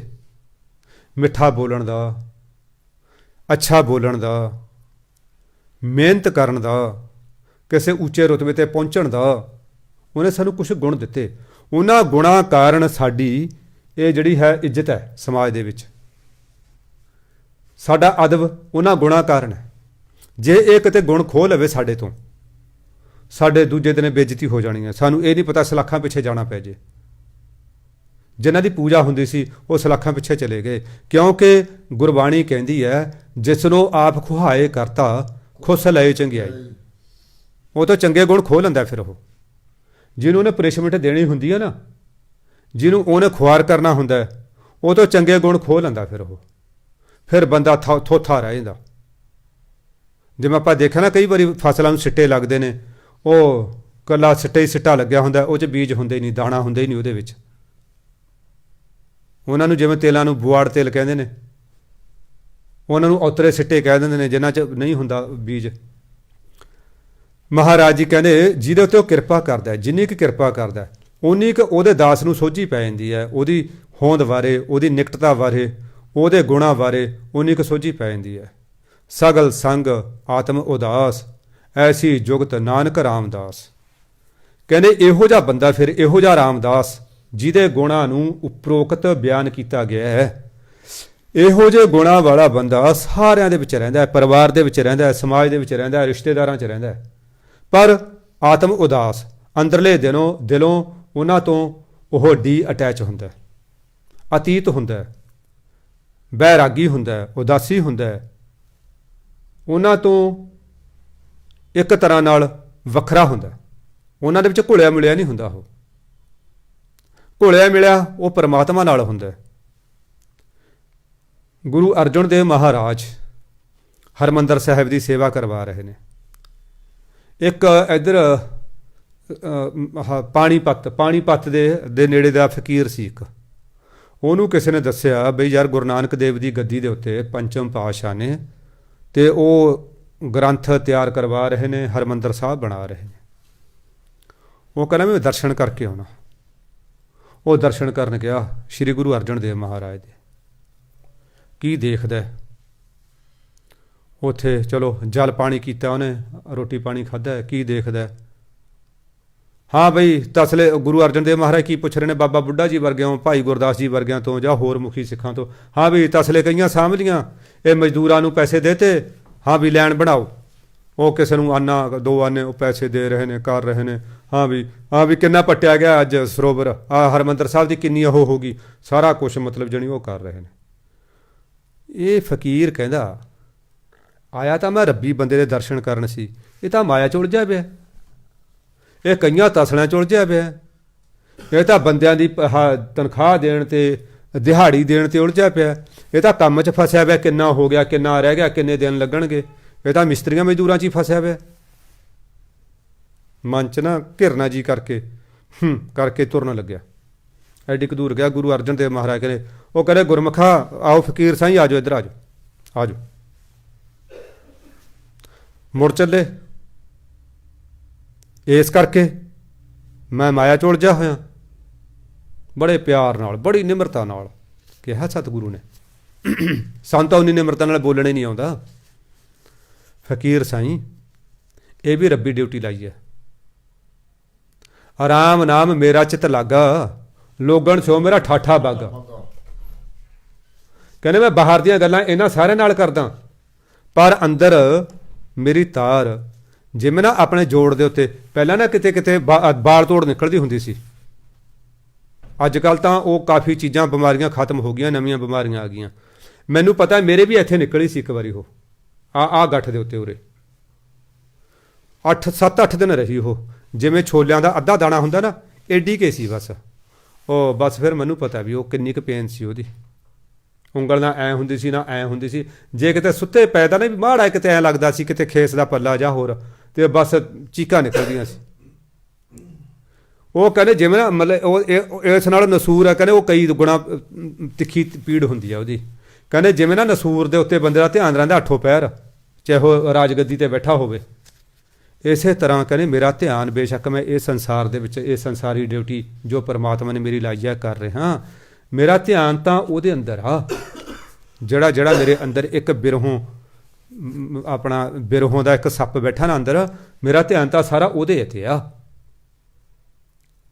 ਉਹ ਫਿਰ ਆ ਕੇ ਜਦੋਂ ਉਹਨੇ ਦੇਖਿਆ, ਅੱਖਾਂ ਵੱਲ ਨਿਗਾਹ ਮਾਰੀ, ਮਹਾਰਾਜ ਨੇ ਕਿਰਪਾ ਕੀਤੀ। ਉਹ ਪੈਰੀਂ ਡਿੱਗ ਪਿਆ, ਕਹਿੰਦਾ ਮਹਾਰਾਜ ਬੜੀ ਭਾਰੀ ਗਲਤੀ ਹੋਣ ਲੱਗੀ ਸੀ। ਬਹੁਤ ਮਹਿੰਗਾ ਅਵਸਰ, ਬਹੁਤ ਹੀ ਕੀਮਤੀ ਮੌਕਾ ਮੈਂ ਗਵਾਉਣ ਲੱਗਿਆ ਸੀ ਮੂਰਖਤਾ ਨਾਲ, ਆਪਣੀ ਨਾਲ। ਕਿਉਂਕਿ ਸਾਡੇ ਅੰਦਰ ਨਾ ਅਸੀਂ ਇੱਕ ਆਪਣਾ ਪੈਮਾਨਾ ਜਿਹਾ ਰੱਖਿਆ ਹੋਇਆ ਅੰਦਰ। ਅਸੀਂ ਉਹ ਪੈਮਾਨੇ ਨਾਲ ਹਰੇਕ ਨੂੰ ਮਾਪਦੇ ਹਾਂ। ਜਿਹੜਾ ਉਹ ਪੈਮਾਨੇ ਦੇ ਫਿੱਟ ਆ ਗਿਆ, ਅਸੀਂ ਉਹਨੂੰ ਕਹਿੰਦੇ ਯਾਰ ਇਹ ਬੰਦਾ ਵਧੀਆ। ਜਿਹੜਾ ਉਸ ਪੈਮਾਨੇ ਦੇ ਫਿੱਟ ਨਾ ਆਇਆ, ਅਸੀਂ ਉਹਨੂੰ ਇਹ ਕਹਿੰਦੇ ਇਹ ਤਾਂ ਬਾਬਾ ਵੀ ਕਿਸੇ ਕੰਮ ਦਾ ਨਹੀਂ। ਮੈਨੂੰ ਕਿਸੇ ਬੰਦੇ ਨੇ ਗੱਲ ਸੁਣਾਈ, ਕਹਿੰਦਾ ਵੀਰ ਜੀ ਸਾਡੇ ਮਹਾਂਪੁਰਖਾਂ ਨੇ ਕਹਿੰਦਾ ਛਾਂਪ ਤੇ ਕੜਾ ਪਾਇਆ ਹੋਇਆ ਸੀ। ਮੈਂ ਅੱਛਾ। ਕਹਿੰਦਾ ਅਸੀਂ ਉਹਨਾਂ ਨੂੰ ਕਿਹਾ ਸਾਡੇ ਤੇ ਕਿਰਪਾ ਕਰੋ। ਉਹ ਕਹਿੰਦੇ ਹੱਸ ਕੇ ਕਹਿੰਦੇ ਦੇਖ ਕੇ ਨਾ ਮੇਰੇ ਵੱਲ ਟੇਢੀ ਜੀ ਅੱਖ ਵੱਲ ਹੱਸ ਕੇ ਕਹਿੰਦੇ ਮਨਜੀਤ ਸਿਆਂ ਅਸੀਂ ਕਿਰਪਾ ਕਰਨ ਜੋਗੇ ਕਿੱਥੇ ਹਾਂ, ਅਸੀਂ ਤਾਂ ਮਾਇਆ 'ਚ ਫਸੇ ਪਏ ਆ ਦੇ। ਕਹਿੰਦੇ ਮੈਨੂੰ ਕੜਾ ਤੇ ਛਾਂਪ ਦਿਖਾ ਕੇ ਕਹਿੰਦੇ ਮਨਜੀਤ ਸਿਆਂ ਅਸੀਂ ਤਾਂ ਮਾਇਆ 'ਚ ਫਸੇ ਪਏ। ਕਹਿੰਦਾ ਮੈਂ ਆਖਿਆ ਮਹਾਰਾਜ ਤੁਸੀਂ ਮਾਇਆ 'ਚ ਨਹੀਂ ਫਸੇ ਹੋ ਸਕਦੇ। ਜੋ ਤੁਸੀਂ ਮਰਜ਼ੀ ਹੋਵੋ, ਤੁਸੀਂ ਮਾਇਆ 'ਚ ਫਸੇ ਨਹੀਂ ਹੋ ਸਕਦੇ। ਬਾਕੀ ਸਾਨੂੰ ਜੋ ਤੁਸੀਂ ਕਹਿੰਦੇ ਹੋ ਠੀਕ ਹੈ, ਤਾਂ ਸਾਨੂੰ ਤੁਹਾਡੀ ਗੱਲ ਸੱਤ ਕਰਕੇ ਮੰਨਣੀ ਪੈਣੀ ਹੈ, ਸੱਤੇ ਕਹਿਣਾ ਪੈਣਾ ਸਾਨੂੰ, ਪਰ ਮੈਨੂੰ ਇਹ ਭਰੋਸਾ ਨਹੀਂ ਤੁਹਾਡੀ ਗੱਲ 'ਤੇ। ਕਹਿੰਦਾ ਚਲੋ ਚੁੱਪ ਕਰ ਗਏ। ਜਦੋਂ ਦੇਖਿਆ ਨਾ ਵੀ ਸਾਰੇ ਲੰਘ ਗਏ, ਕਹਿੰਦੇ ਫਿਰ ਉਹਨੇ ਮੈਨੂੰ ਬੁਲਾਇਆ। ਕਹਿੰਦੇ ਮੈਂ ਚਲਿਆ ਗਿਆ। ਕਹਿੰਦੇ ਮੈਂ ਆਖਿਆ ਹਾਂਜੀ ਦੱਸੋ ਮਹਾਂਪੁਰਖੋ ਕੀ ਗੱਲ ਹੈ। ਕਹਿੰਦੇ ਯਾਰ ਤੈਨੂੰ ਐ ਕਿਵੇਂ ਪਤਾ ਵੀ ਅਸੀਂ ਮਾਇਆ 'ਚ ਨਹੀਂ ਫਸੇ ਹੋ ਸਕਦੇ। ਕਹਿੰਦੇ ਮਹਾਰਾਜ ਮੈਨੂੰ ਜਿਹੜੀ ਤੁਹਾਡੀ ਜੀਵਨ ਸ਼ੈਲੀ ਹੈ ਨਾ ਉਹ ਦੱਸਦੀ ਹੈ ਵੀ ਤੁਸੀਂ ਮਾਇਆ 'ਚ ਨਹੀਂ ਫਸੇ ਹੋ ਸਕਦੇ। ਉਹ ਕਹਿੰਦੇ ਹਾਂ ਬਿਲਕੁਲ ਤੂੰ ਸਹੀ ਕਿਹਾ। ਇਹ ਕਹਿੰਦੇ ਜਿਹੜਾ ਤੁਸੀਂ ਮੈਨੂੰ ਕੜਾ ਛਾਂਪ ਜੀ ਦਿਖਾ ਰਹੇ ਹੋ ਨਾ, ਜੇ ਨਾ ਕਹਿੰਦੇ ਕੋਈ ਇਹ ਮਤਲਬ ਗੁੜ ਦੀ ਬੋਰੀ ਦੇ ਉੱਤੇ ਕੋਈ ਨਮਕ ਲਿਖ ਦੇ, ਖੰਡ ਦੀ ਬੋਰੀ 'ਤੇ ਕੋਈ ਨਮਕ ਲਿਖ ਦੇ, ਇਹ ਸ਼ਹਿਦ ਦੀਆਂ ਮੱਖੀਆਂ ਭਰਿੰਡਾਂ ਨੇ ਫਿਰ ਵੀ ਉੱਥੇ ਜਾ ਕੇ ਆਲੇ ਦੁਆਲੇ ਘੁੰਮਣਾ, ਉਹਨਾਂ ਨੇ ਉੱਥੇ ਹੀ ਬੈਠਣਾ। ਕਹਿੰਦੇ ਮਹਾਰਾਜ ਅਸੀਂ ਭਰਿੰਡਾ ਹੀ ਹਾਂ, ਅਸੀਂ ਮੱਖੀ ਹੀ ਹਾਂ, ਅਸੀਂ ਤੁਸੀਂ ਕੁਛ ਮਰਜ਼ੀ ਇਹ ਕੜੇ ਛਾਂਪਾਂ ਦਿਖਾਈ ਜਾਓ। ਉਹ ਕਹਿੰਦੇ ਭਰਾਵਾ ਠੀਕ ਆ ਤੁਹਾਨੂੰ ਤਾਂ ਪਰਖਿਆ, ਪਰ ਆਮ ਲੋਕਾਂ ਨੂੰ ਤਾਂ ਦੂਰ ਕਰ ਰੱਖਣਾ ਹੁੰਦਾ ਹੈ, ਨਹੀਂ ਤਾਂ ਹਰੇਕ ਉੱਤੇ ਚੜ੍ਹ ਜੇ, ਹਰੇਕ ਸਾਡੇ ਗਲ ਪੈ ਜਾਊਗਾ ਵੀ ਹਾਂ ਜੀ ਤੁਸੀਂ ਤਾਂ ਤਿਆਗੀ ਹੋ ਜੀ, ਤੁਸੀਂ ਤਾਂ ਬਰਾਗੀ ਹੋ ਜੀ। ਆਹ ਹੁਣ 1000-1500 ਦੇ ਜੋੜੇ, ਉਦੋਂ 1000-1500 ਦੇ ਜੋੜੇ ਬੜੇ ਮਹਿੰਗੇ ਹੁੰਦੇ ਸੀ ਜਦੋਂ ਉਹਨੇ ਗੱਲ ਦੱਸੀ, ਆ ਤੋਂ 10-15 ਸਾਲ ਪਹਿਲਾਂ ਦੀ ਗੱਲ। ਅਤੇ ਆਹ ਕੱਢੇ ਕਢਾਏ ਜੋੜੇ, ਅਤੇ ਕਹਿੰਦਾ ਇਹ ਅਸੀਂ ਤਾਂ ਹੀ ਪਾਏ ਹੋਏ ਨੇ, ਅਤੇ ਤਾਂ ਕਿ ਜਿਹੜੀ ਆਮ ਜਨਤਾ ਹੈ ਉਹ ਸਾਡੀ ਦੇਖ ਕੇ ਸਾਡੀ ਨਿੰਦਿਆ ਕਰੀ ਜਾਵੇ। ਅੱਛਾ ਇਹ ਮਹਾਂਪੁਰਖਾਂ ਦੀਆਂ ਇਹ ਵੀ ਜੁਗਤੀਆਂ ਹੁੰਦੀਆਂ ਨੇ। ਅਸੀਂ ਦੇਖ ਕੇ ਜੁਗਤੀਆਂ ਕਰੀ ਜਾਂਦੇ ਹਾਂ ਜੀ, ਬਾਬਿਆਂ ਨੇ ਐਂ ਕੀਤਾ ਹੋਇਆ, ਬਾਬਿਆਂ ਨੇ ਉਹ ਕੀਤਾ ਪਿਆ। ਇੱਕ ਵਾਰੀ ਮੈਨੂੰ ਕਿਸੇ ਨੇ ਗੱਲ ਸੁਣਾਈ, ਇੱਕ ਭੈਣ ਉਹ ਕਹਿੰਦੀ ਵੀਰ ਜੀ ਕਹਿੰਦੀ ਅਸੀਂ ਮੈਂ ਤੇ ਕਹਿੰਦੀ ਮੇਰਾ ਭਰਾ ਅਸੀਂ ਕਿਸੇ ਮਹਾਂਪੁਰਖਾਂ ਕੋਲ ਗਏ। ਕਹਿੰਦੀ ਮਹਾਂਪੁਰਖ ਨਾ ਆਪ ਪ੍ਰਸ਼ਾਦ ਵੰਡ ਰਹੇ ਦੇਗ। ਕਹਿੰਦੇ ਵੰਡ ਪਤਾ ਕਿਵੇਂ ਰਹੇ, ਕਹਿੰਦੀ ਐਂ ਕਰਕੇ ਐਂ ਵੰਡ ਰਹੇ। ਜਿਹੜੇ ਤਾਂ ਕੋਈ ਸਮਝਦਾਰ ਸੀ ਉਹ ਤਾਂ ਡਿੱਗਣ ਹੀ ਦਿੰਦੇ ਸੀ, ਬੋਚ ਲੈਂਦੇ ਸੀ। ਜਿਹੜਾ ਕੋਈ ਮੇਰੇ ਵਰਗਾ ਉਂਦਾ ਸੀ ਉਹਦੀ ਦੇਗ ਅੱਧੀ ਹੇਠਾਂ ਅੱਧੀ ਬਾਹਰ। ਕਹਿੰਦੀ ਮੇਰਾ ਭਰਾ ਇਹ ਮਰਿਆਦਾ ਜੀ ਪੜ੍ਹਿਆ ਹੋਇਆ ਸੀ ਖਾਸੀ। ਉਹ ਜਦੋਂ ਨਾ ਅਸੀਂ ਪਰਾਂ ਚਲੇ ਗਏ, ਮੈਨੂੰ ਕਹਿੰਦਾ ਭੈਣੇ ਕਿ ਕਿਹੜੇ ਬੰਦੇ ਕੋਲੇ ਲੈ ਆਈ, ਇਹਨੂੰ ਦੇਗ ਦੀ ਤਾਂ ਕਹਿੰਦਾ ਵੰਡਣ ਦੀ ਅਕਲ ਨਹੀਂ ਹੈਗੀ ਹੈਂ। ਕਹਿੰਦਾ ਇਹ ਮਹਾਂਪੁਰਖ ਹੈ, ਕਹਿੰਦੇ ਵੀ ਗੁਰੂ ਮਹਾਰਾਜ ਤੋਂ ਬਾਅਦ ਦੂਜੇ ਨੰਬਰ ਤੇ ਅਸੀਂ ਦੇਗ ਦਾ ਸਤਿਕਾਰ ਕਰਦੇ ਹਾਂ। ਇਹ ਕਹਿੰਦੇ ਐਂ ਸਿੱਟੀ ਜਾਂਦਾ। ਕਹਿੰਦੀ ਮੈਂ ਆਖਿਆ ਚੁੱਪ ਕਰ, ਇਹ ਇਹਨਾਂ ਦੀ ਇੱਕ ਜੁਗਤੀ ਆ, ਬੋਲਣਾ ਨਹੀਂ, ਨਿੰਦਿਆ ਨਹੀਂ ਕਰਨੀ। ਮਨ ਚ ਆ ਗਿਆ ਸ਼ੰਕਾ ਤੇਰਾ ਨਿਮਰਤ ਹੋਊਗਾ ਅੱਜ। ਉਹ ਕਹਿੰਦੇ ਉਹੀ ਗੱਲ ਹੋਈ ਜਦੋਂ ਅਸੀਂ ਸ਼ਾਮ ਨੂੰ ਗਏ, ਤੇ ਸ਼ਾਮ ਨੂੰ ਜਦੋਂ ਉਹਨਾਂ ਨੇ ਗੱਲ ਕਰੀ ਤਾਂ ਉਹਨਾਂ ਨੇ ਕਹਤੇ ਕਿ ਹਾਂ ਬਈ ਸੱਜਣਾ, ਦੇਗ ਨੂੰ ਦੇਖ ਕੇ ਕੋਈ ਮਨ ਚ ਭੁਲੇਖਾ ਪਿਆ ਤੇਰੇ। ਫਿਰ ਉਹਨੇ ਉਹੀ ਗੱਲ ਕਹੀ, ਕਹਿੰਦੇ ਭਾਈ ਹੁਣ ਕਿੰਨੀ ਦੁਨੀਆ ਸਾਡੇ ਪੈਰੀਂ ਹੱਥ ਲਾਉਂਦੀ ਹੈ, ਕਿੰਨੀ ਦੁਨੀਆ ਸਾਥੋਂ ਅਸੀਸਾਂ ਲੈ ਕੇ ਜਾਂਦੀ ਹੈ। ਯਾਰ ਅਸੀਂ ਪਾਪ ਧੋਣੇ ਵੀ ਤਾਂ ਹੁੰਦੇ ਨੇ, ਆਪਣੇ ਧਵਾਉਣੇ ਵੀ ਤਾਂ ਹੁੰਦੇ ਨੇ, ਫਿਰ ਉਹ ਵੀ ਤਾਂ ਲੋਕਾਂ ਦੀ ਧਵਾਉਣੇ ਨੇ ਅਸੀਂ। ਇਸ ਕਰਕੇ ਮੈਂ ਤਾਂ ਦੇਖਿਆ ਜੀ, ਦੇਖ ਕੇ ਅਣਡਿੱਠ ਕਰਨਾ ਵਧੀਆ। ਬਸ ਜੋ ਜੋ ਕਰਦਾ ਆਪਣੀ ਜਗ੍ਹਾ 'ਤੇ ਸਾਰੇ ਠੀਕ ਨੇ, ਕਿਸੇ ਦੀ ਨਿੰਦਿਆ ਕਰਨ ਦਾ ਲੋੜ ਹੀ ਨਹੀਂ। ਹੁਣ ਗਰੀਬ ਨਵਾਜ਼ ਇੱਥੇ ਹੀ ਕਹਿ ਰਹੇ ਨੇ, ਕਹਿੰਦੇ ਉਹ ਸਾਰਿਆਂ ਤੋਂ ਉਦਾਸ ਰਹਿੰਦਾ, ਭਾਵ ਰਹਿੰਦਾ ਪਰਿਵਾਰ 'ਚ ਹੈ, ਰਹਿੰਦਾ ਸੰਗਤ 'ਚ ਹੈ, ਰਹਿੰਦਾ ਆਪਣੇ ਰਿਸ਼ਤੇਦਾਰਾਂ 'ਚ ਹੈ, ਪਰ ਉਹਦੀ ਅਟੈਚਮੈਂਟ ਉਹਦੇ ਨਾਲ ਕੋਈ ਨਹੀਂ ਹੁੰਦੀ। ਕੋਈ ਬਾਹਰ ਚਲਿਆ ਗਿਆ ਰੋਂਦਾ ਨਹੀਂ, ਕੋਈ ਚੜ੍ਹਾਈ ਕਰ ਗਿਆ ਰੋਂਦਾ ਨਹੀਂ, ਹੈ ਨਾ। ਅਤੇ ਉਹ ਮਤਲਬ ਆਪਣੇ ਉਸੇ ਅਵਸਥਾ 'ਚ ਰਹਿੰਦਾ। ਐਸੀ ਜੁਗਤ ਨਾਨਕ ਰਾਮਦਾਸ, ਹੈ ਨਾਨਕ ਰਾਮ ਦੇ ਦਾਸਾਂ ਦੀ ਜੀਵਨ ਜੁਗਤੀ ਐਸੀ ਹੁੰਦੀ ਹੈ ਜਿਹੜੀ ਉੱਪਰ ਦੱਸੀ ਗਈ ਆ ਸਾਰੀ। ਅੱਗੇ ਸਤਿਗੁਰੂ ਕਹਿੰਦੇ ਪ੍ਰਭ ਕੀ ਆਗਿਆ ਆਤਮ ਹਿਤਾਵੈ, ਜੀਵਨ ਮੁਕਤ ਸੋਊ ਕਹਾਵੈ, ਤੈਸਾ ਹਰਖ ਤੈਸਾ ਉਸ ਸੋਗ, ਸਦਾ ਆਨੰਦ ਤਹ ਨਹੀਂ ਵਿਯੋਗ, ਤੈਸਾ ਸਵਰਨ ਤੈਸੀ ਉਸ ਮਾਟੀ, ਤੈਸਾ ਅੰਮ੍ਰਿਤ ਤੈਸੀ ਵਿਖ ਖਾਟੀ, ਤੈਸਾ ਮਾਨ ਤੈਸਾ ਅਭਿਮਾਨ, ਤੈਸਾ ਰੰਕ ਤੈਸਾ ਰਾਜਾਨ, ਜੋ ਵਰਤਾਏ ਸਾਈ ਜੁਗਤ, ਨਾਨਕ ਉਹ ਪੁਰਖ ਕਹੀਆ ਜੀਵਨ ਮੁਕਤ। ਸਤਿਗੁਰੂ ਕਹਿੰਦੇ ਹਤਿਆਵੇ ਦਾ ਮਤਲਬ ਹੁੰਦਾ ਆਤਮ ਹਤਾਵੇ, ਭਾਵ ਅੰਦਰਲੇ ਮਨੋਂ ਪਿਆਰ ਕਰੇ। ਹਿਤ ਪਿਆਰ ਹੁੰਦਾ, ਹਤਾਵੇ ਪਿਆਰ ਕਰੇ, ਮਿੱਠਾ ਕਰਕੇ ਮੰਨੇ। ਜਿਹੜਾ ਸਾਡਾ ਪਿਆਰਾ ਹੁੰਦਾ ਅਸੀਂ ਉਹਦੀ ਹਰੇਕ ਗੱਲ ਨੂੰ ਮਿੱਠੀ ਕਰਕੇ ਮੰਨਦੇ ਹਾਂ। ਕਹਿੰਦੇ ਜਿਹੜਾ ਬੰਦਾ ਪਰਮਾਤਮਾ ਦੇ ਹੁਕਮ ਨੂੰ, ਪਰਮਾਤਮਾ ਦੀ ਆਗਿਆ ਨੂੰ ਦਿਲੋਂ ਮਿੱਠੀ ਕਰਕੇ ਮੰਨੇ। ਇੱਕ ਤਾਂ ਹੁੰਦਾ ਨਾ ਫਰਜ਼ ਕਰ ਲਓ, ਮੈਨੂੰ ਮਹਾਂਪੁਰਖਾਂ ਨੇ ਕਹਿਤਾ ਯਾਰ ਆਹ ਕੰਮ ਕਰਕੇ ਆਉਣਾ, ਮੈਂ ਰੋਂਦਾ ਜਾਵਾਂ, ਕਿੱਥੇ ਯਾਰ ਬੈਠੇ ਸੀ, ਹੁਣ ਠੰਡ 'ਚ ਜਾਣਾ ਪਊਗਾ, ਹੈ ਨਾ, ਰੋਂਦਾ ਜਾਵਾਂ। ਉਹ ਨਹੀਂ ਗੱਲ। ਅੰਦਰਲੇ ਮਨੋਂ ਮਿੱਠਾ ਕਰਕੇ, ਹਾਂ ਯਾਰ ਸ਼ੁਕਰ ਹੈ ਮਹਾਂਪੁਰਖਾਂ ਨੇ ਮੈਨੂੰ ਕੋਈ ਕੰਮ ਕਿਹਾ, ਸ਼ੁਕਰ ਹੈ ਯਾਰ, ਹੈ ਨਾ। ਅੰਦਰਲੇ ਮਨੋਂ ਮਿੱਠਾ ਕਰਕੇ। ਆਪਣੇ ਘਰੇ ਬੱਚੇ ਨੇ, ਆਪਾਂ ਕਿਸੇ ਬੱਚੇ ਨੂੰ ਕੰਮ ਕਹਿੰਦੇ ਹਾਂ, ਉਹਦੇ ਮੂੰਹ ਤੋਂ ਪਤਾ ਲੱਗ ਜਾਂਦਾ, ਉਹਦੇ ਤੁਰਨ ਤੋਂ ਪਤਾ ਲੱਗ ਜਾਂਦਾ ਵੀ ਇਹ ਬੱਚਾ ਖੁਸ਼ ਹੋ ਕੇ ਜਾ ਰਿਹਾ ਜਾਂ ਇੱਕ ਡਰਦਾ ਮਰਾ ਜਾ ਰਿਹਾ, ਜਾਂ ਮਤਲਬ ਕੋਈ ਆਪਣੀ ਡਿਊਟੀ ਪੂਰੀ ਫਾਰਮੈਲਿਟੀ ਸੇਕ ਜਾ ਰਿਹਾ, ਆਪਾਂ ਨੂੰ ਪਤਾ ਲੱਗ ਜਾਂਦਾ। ਪਰਮਾਤਮਾ ਦੀ ਆਗਿਆ ਨੂੰ ਜਿਹੜਾ ਅੰਦਰਲੇ ਮਨੋਂ ਮਿੱਠੀ ਕਰਕੇ ਮੰਨਦਾ ਹੈ, ਕਹਿੰਦੇ ਅਸਲ ਦੇ ਵਿੱਚ ਉਹੀ ਜੀਵਨ ਮੁਕਤ ਹੈ। ਜੀਵਨ ਮੁਕਤ ਦਾ ਮਤਲਬ ਸਾਧ ਸੰਗਤ ਜੀ ਆਪਣੀਆਂ ਇਛਾਵਾਂ ਨੂੰ, ਆਪਣੀਆਂ ਲੋੜਾਂ ਨੂੰ, ਆਪਣੇ ਮਨ ਦੀ ਮਰਜ਼ੀ ਨੂੰ ਖਤਮ ਕਰ ਦੇਣਾ। ਹੁਣ ਮੇਰੀ ਮਰਜ਼ੀ ਹੈਗੀ ਰਜਾਈ 'ਚ ਬੈਠਣ ਦੀ, ਗੁਰੂ ਮਹਾਰਾਜ ਦਾ ਹੁਕਮ ਹੈ ਅੰਮ੍ਰਿਤ ਵੇਲੇ ਜਾਗਣਾ, ਉੱਠਣਾ, ਇਸ਼ਨਾਨ ਕਰਨਾ। ਹੁਣ ਜੇ ਮੈਂ ਆਪਣੀ ਮਰਜ਼ੀ ਨਹੀਂ ਤਿਆਗਦਾ, ਇਹਦਾ ਮਤਲਬ ਮੈਂ ਪਰਮਾਤਮਾ ਦੀ ਆਗਿਆ ਨੂੰ ਮਿੱਠੀ ਕਰਕੇ ਨਹੀਂ ਮੰਨਦਾ। ਅਸੀਸ ਦਿਓ ਸਾਧ ਸੰਗਤ ਜੀ, ਅੱਜ ਕੱਲ੍ਹ ਕਲਯੁਗ ਨੇ ਥੋੜ੍ਹਾ ਘੇਰਾ ਪਾਇਆ ਹੋਇਆ, ਦਬਾਅ ਪਾਇਆ ਹੋਇਆ, ਅਸੀਸ ਦਿਓ, ਮਿੱਠੀ ਲੱਗ ਕੇ ਮੰਨ ਜੇ। ਅਜੇ ਹੁਣ ਰਜਾਈ ਪ੍ਰੇਮੀ ਹੋਏ ਆ ਥੋੜ੍ਹੀ ਦੇਰ ਦਿਨਾਂ ਦੇ, ਹੁਣ ਰਜਾਈ ਪ੍ਰੇਮੀ ਨਾ ਬਣੀਏ, ਹੁਣ ਗੁਰੂ ਪ੍ਰੇਮੀ ਬਣੀਏ। ਸਾਰੀ ਉਮਰੇ ਹੋ ਗਈ ਰਜਾਈ ਪ੍ਰੇਮੀ ਬਣਿਆ ਨੂੰ, ਤਾਂ ਹੁਣ ਗੁਰੂ ਮਹਾਰਾਜ ਕਿਰਪਾ ਕਰਨ, ਇਹ ਅਸੀਸ ਵੀ ਦਿਓ ਨਾਲ। ਮਹਾਰਾਜ ਜੀ ਇਹ ਫਰਮਾ ਰਹੇ ਨੇ, ਕਹਿੰਦੇ ਅਸਲ ਦੇ ਵਿੱਚ ਉਹੀ ਜੀਵਨ ਮੁਕਤ ਕਹਾਉਂਦਾ ਬੰਦਾ, ਉਸੇ ਨੂੰ ਜੀਵਨ ਮੁਕਤ ਕਿਹਾ ਜਾ ਸਕਦਾ। ਕਿਹਾ ਫਿਰ ਅੱਗੇ ਵਿਸਥਾਰ ਦੱਸਿਆ, ਤੈਸਾ ਹਰਖ ਤੈਸਾ ਉਸ ਸੋਗ। ਹਰਸ਼ ਹਿੰਦੀ ਦਾ ਸ਼ਬਦ ਹੈ, ਹਰਸ਼ ਤੋਂ ਬਣਿਆ ਹਰਖ, ਭਾਵ ਉਹਦੇ ਲਈ ਖੁਸ਼ੀ ਵੀ ਤੇ ਉਹਦੇ ਲਈ ਗਮੀ ਵੀ ਇੱਕ ਬਰਾਬਰ ਹੋਵੇ। ਸਾਧ ਸੰਗਤ ਜੀ ਗੁਰੂ ਅਰਜਨ ਦੇਵ ਮਹਾਰਾਜ ਸੁਖਮਨੀ ਸਾਹਿਬ ਦੀ ਕਥਾ ਕਰ ਰਹੇ ਸੀ, ਆਹੀ ਇਹਨਾਂ ਪੌੜੀਆਂ ਦੀ। ਇੱਕ ਸਿੱਖ ਆਇਆ, ਕਿਤੋਂ ਬਾਹਰੋਂ ਆਇਆ ਸੀ। ਉਸ ਨੇ ਗੁਰੂ ਮਹਾਰਾਜ ਨੂੰ ਜਦੋਂ ਕਥਾ ਕਰਕੇ ਹਟੇ, ਗੁਰੂ ਅਰਜਨ ਦੇਵ ਮਹਾਰਾਜ ਦੇ ਚਰਨਾਂ 'ਚ ਪੇਸ਼ ਹੋ ਕੇ ਕਹਿੰਦਾ, ਹੇ ਸੱਚੇ ਪਾਤਸ਼ਾਹ, ਇਹ ਜਿਹੜੇ ਬੰਦੇ ਨੇ ਤੁਸੀਂ ਗੱਲ ਕਰ ਰਹੇ ਹੋ, ਇਹ ਸਿਰਫ ਖਿਆਲੀ ਬੰਦਾ ਹੈ ਜਾਂ ਸੱਚੀ ਮੁੱਚੀ ਵੀ ਹੁੰਦਾ ਹੈ ਉਦੋਂ ਦਾ, ਵੀ ਇਹ ਇਕੱਲਾ ਇਮੈਜੀਨੇਸ਼ਨ ਦੇ ਵਿੱਚ ਜਾਂ ਕਲਪਨਾ ਦੇ ਵਿੱਚ ਵੀ ਹੁੰਦਾ ਹੈ ਜਾਂ ਕਿ ਅਸਲੀ ਵੀ ਹੁੰਦਾ ਹੈ?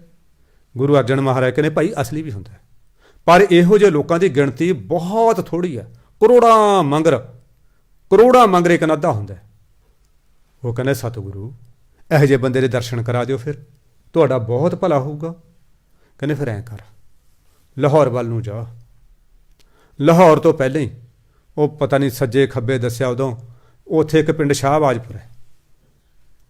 ਸ਼ਾਹਬਾਜ਼ਪੁਰਾ ਉੱਥੇ ਇੱਕ ਸਿੱਖ ਰਹਿੰਦਾ, ਉਹਦਾ ਨਾਮ ਹੈ ਭਾਈ ਭਖਾਰੀ। ਤੂੰ ਉਹਦੇ ਕੋਲ ਜਾ, ਭਾਈ ਭਖਾਰੀ ਨੂੰ ਕਹੀਂ ਸਾਡਾ ਨਾਮ ਲੈ ਕੇ ਕਿ ਸਾਨੂੰ ਉਹਨਾਂ ਨੇ ਭੇਜਿਆ। ਉਹਦੇ ਕੋਲੇ ਕੁਛ ਦਿਨ ਰਹੀ। ਸਤਵਚਨ ਜੀ ਸਿੱਖ ਨੇ ਰਾਤ ਕੱਟੀ, ਲੰਗਰ ਪਾਣੀ ਛਕਿਆ, ਤੜਕੀ ਆਪਣਾ ਮਹਾਰਾਜ ਤੋਂ ਆਗਿਆ ਲੈ ਕੇ ਉਹ ਸ਼ਾਹਬਾਜ਼ਪੁਰੇ ਨੂੰ ਚੱਲ ਪਿਆ। ਦੱਸੀ ਹੋਈ ਜਗ੍ਹਾ ਦੇ ਮੁਤਾਬਕ ਉੱਥੇ ਪਹੁੰਚ ਗਿਆ। ਕੀ ਦੇਖਦਾ, ਪਿੰਡ ਤੋਂ ਬਾਹਰ ਪੁੱਛਿਆ ਬਈ ਮੈਂ ਭਾਈ ਭਖਾਰੀ ਦੇ ਜਾਣਾ।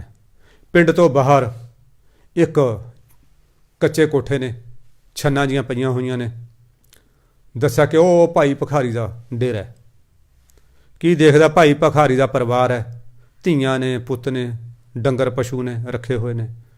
ਧੁੱਪ ਦੇ ਵਿੱਚ ਬੈਠਾ ਇੱਕ ਬਜ਼ੁਰਗ ਹੈ, ਉਹ ਨਾ ਆਹ ਪੰਨੀ ਦੀਆਂ ਆਹ ਸਫਾਂ ਬਣਾ ਰਿਹਾ। ਫੂੜੀਆਂ ਕਹਿੰਦੇ ਨੇ ਜਿਹਨੂੰ, ਭਾਵ ਜਿਹੜੀਆਂ ਮਰਨ ਵੇਲੇ ਅੱਜ ਕੱਲ੍ਹ ਤਾਂ ਇਹ ਦਰੀਆਂ ਦੁਰੀਆਂ ਆਪਾਂ ਟੈਂਟ ਹਾਊਸ ਤੋਂ ਚੱਕ ਲਿਆਉਂਦੇ ਹਾਂ। ਪਹਿਲਾਂ ਇੱਦਾਂ ਦਾ ਰਿਵਾਜ ਨਹੀਂ ਹੁੰਦਾ ਸੀ। ਪਹਿਲਾਂ ਇਹ ਘਾਹ ਦੀਆਂ ਫੂਸਾਂ ਦੀਆਂ ਇੱਦਾਂ ਦੀਆਂ ਬਣਾਉਂਦੇ ਸੀ ਲੋਕਾਂ ਦੇ ਬੈਠਣ ਵਾਸਤੇ, ਜਦੋਂ ਕੋਈ ਇਕੱਠ ਵੱਠ ਹੋਣਾ ਹੁੰਦਾ ਸੀ, ਖਾਸ ਕਰਕੇ ਗਮੀ ਦੇ ਉਹ 'ਚ, ਕਿਉਂਕਿ ਜਦੋਂ ਖੁਸ਼ੀ ਦਾ ਪ੍ਰੋਗਰਾਮ ਹੁੰਦਾ ਸੀ ਉਦੋਂ ਮੰਜਿਆਂ 'ਤੇ ਬਿਠਾਇਆ ਜਾਂਦਾ ਸੀ। ਜਦੋਂ ਗਮੀ ਦਾ ਪ੍ਰੋਗਰਾਮ ਹੁੰਦਾ ਸੀ ਉਦੋਂ ਮੰਜੇ ਖੜੇ ਕਰਕੇ ਫਿਰ ਉਦੋਂ ਇਹ ਜਿਹੜੀਆਂ ਫੂੜੀਆਂ ਇਹ ਸਫਾਂ ਵਿਛਾ ਕੇ ਉਹਨਾਂ 'ਤੇ ਬਿਠਾਇਆ ਜਾਂਦਾ ਸੀ। ਇਹ ਦੇਖਦਾ ਹੈ ਯਾਰ, ਇਹ ਭਾਈ ਪੁੱਛਿਆ, ਕਹਿੰਦੇ ਵੀ ਭਾਈ ਭਖਾਰੀ, ਕਹਿੰਦੇ ਵੀ ਹਾਂ ਇਹੀ। ਚਲੋ ਪੈਰੀਂ ਹੱਥ ਲਾ ਕੇ ਬੈਠਾ। ਉਹ ਭਾਈ ਭਖਾਰੀ ਨੇ ਦੇਖਿਆ, ਉਹਨੇ ਕਿਹਾ ਜੀ ਮੈਨੂੰ ਗੁਰੂ ਅਰਜਨ ਦੇਵ ਮਹਾਰਾਜ ਨੇ ਸ਼੍ਰੀ ਅੰਮ੍ਰਿਤਸਰ ਤੋਂ ਸਾਹਿਬ ਤੋਂ ਭੇਜਿਆ। ਭਾਈ ਭਖਾਰੀ ਖੜੇ ਹੋਏ, ਉਹਦੇ ਪੈਰੀਂ ਹੱਥ ਲਾਏ, ਉਹਦੇ ਪੈਰਾਂ ਦੀ ਧੂੜ ਨੂੰ ਮੱਥੇ ਨਾਲ ਲਾਇਆ, ਉਹਦੇ ਮੰਜੇ 'ਤੇ ਬਿਠਾ ਕੇ ਉਹਦੇ ਪੈਰ ਧਵਾਏ। ਯਾਰ ਤੂੰ ਮੇਰੇ ਗੁਰੂ ਕੋਲੋਂ ਆਇਆ, ਆਏ ਮਿਲ ਗੁਰਸਿੱਖ ਆਏ ਮਿਲ, ਤੂੰ ਮੇਰੇ ਗੁਰੂ ਕੇ ਪਿਆਰੇ। ਇਹ ਅਵਸਥਾ ਸਾਧ ਸੰਗਤ ਜੀ ਸਿੱਖਾਂ ਦੀ ਹੈ। ਜਲ ਪਾਣੀ ਛਕਾਇਆ, ਹਾਂਜੀ ਕਿਵੇਂ ਆਏ, ਗੱਲਾਂ ਬਾਤਾਂ ਦੱਸੀਆਂ ਜੀ, ਬਸ ਇਸ ਤਰ੍ਹਾਂ ਮੈਨੂੰ ਉਹਨਾਂ ਨੇ ਭੇਜਿਆ ਤੁਹਾਡੇ ਕੋਲ। ਉਹ ਕਹਿੰਦੇ ਹਾਂ ਵੀ, ਕਹਿੰਦੇ ਅੱਜ ਬਈ ਰਹਿ ਗਏ 10-15 ਦਿਨ ਮੇਰੇ ਬੇਟੇ ਦੀ ਸ਼ਾਦੀ ਹੈ, ਤੂੰ ਸ਼ਾਦੀ ਤੱਕ ਰਹਿ, ਸ਼ਾਦੀ ਦੇਖ ਕੇ ਜਾਈਂ ਯਾਰ, ਤੂੰ ਹੁਣ ਆਇਆ ਤਾਂ ਹੈ।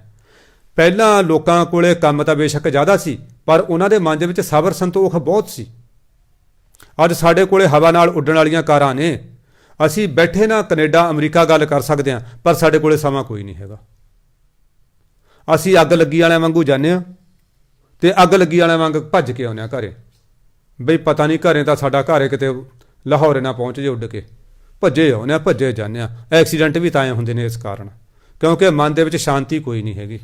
ਪਹਿਲਾਂ ਲੋਕਾਂ ਦੇ ਕੋਲ ਸ਼ਾਂਤੀ ਬਹੁਤ ਸੀ। ਮੈਨੂੰ ਯਾਦ ਹੈ ਇੱਕ ਬੀਬੀ, ਉਹਦਾ ਭਤੀਜਾ ਆ ਭੂਆ ਨੂੰ ਮਿਲਣ ਵਾਸਤੇ। ਉਹ ਪੁੱਛਦੀ ਹੈ ਪੁੱਤਰਾ ਬਾਜਰਾ ਕਿੰਨਾ ਹੋਏਗਾ? ਕਹਿੰਦਾ ਭੂਆ ਬਹੁਤ ਹੋ ਗਿਆ। ਕਿੰਨਾ ਹੋ ਗਿਆ? ਫੇਰ ਵੀ ਭਾਈ ਭੂਆ ਬਹੁਤ ਹੋ ਗਿਆ। ਕਿੰਨਾ ਹੋ ਗਿਆ? ਕਹਿੰਦਾ ਇੱਕ ਘੜਾ ਭਰ ਗਿਆ।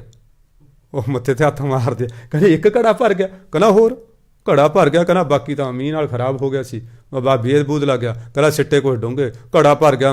ਭੂਆ ਕਹਿੰਦਾ ਇੱਕ ਵਾਰੀ ਪੀਣਾ ਕਰਵਾ ਲਾਂਗੇ। ਕਹਿੰਦਾ ਕਈ ਦਿਨ ਮੁੱਕਣਾ ਨਹੀਂ ਹੈਗਾ।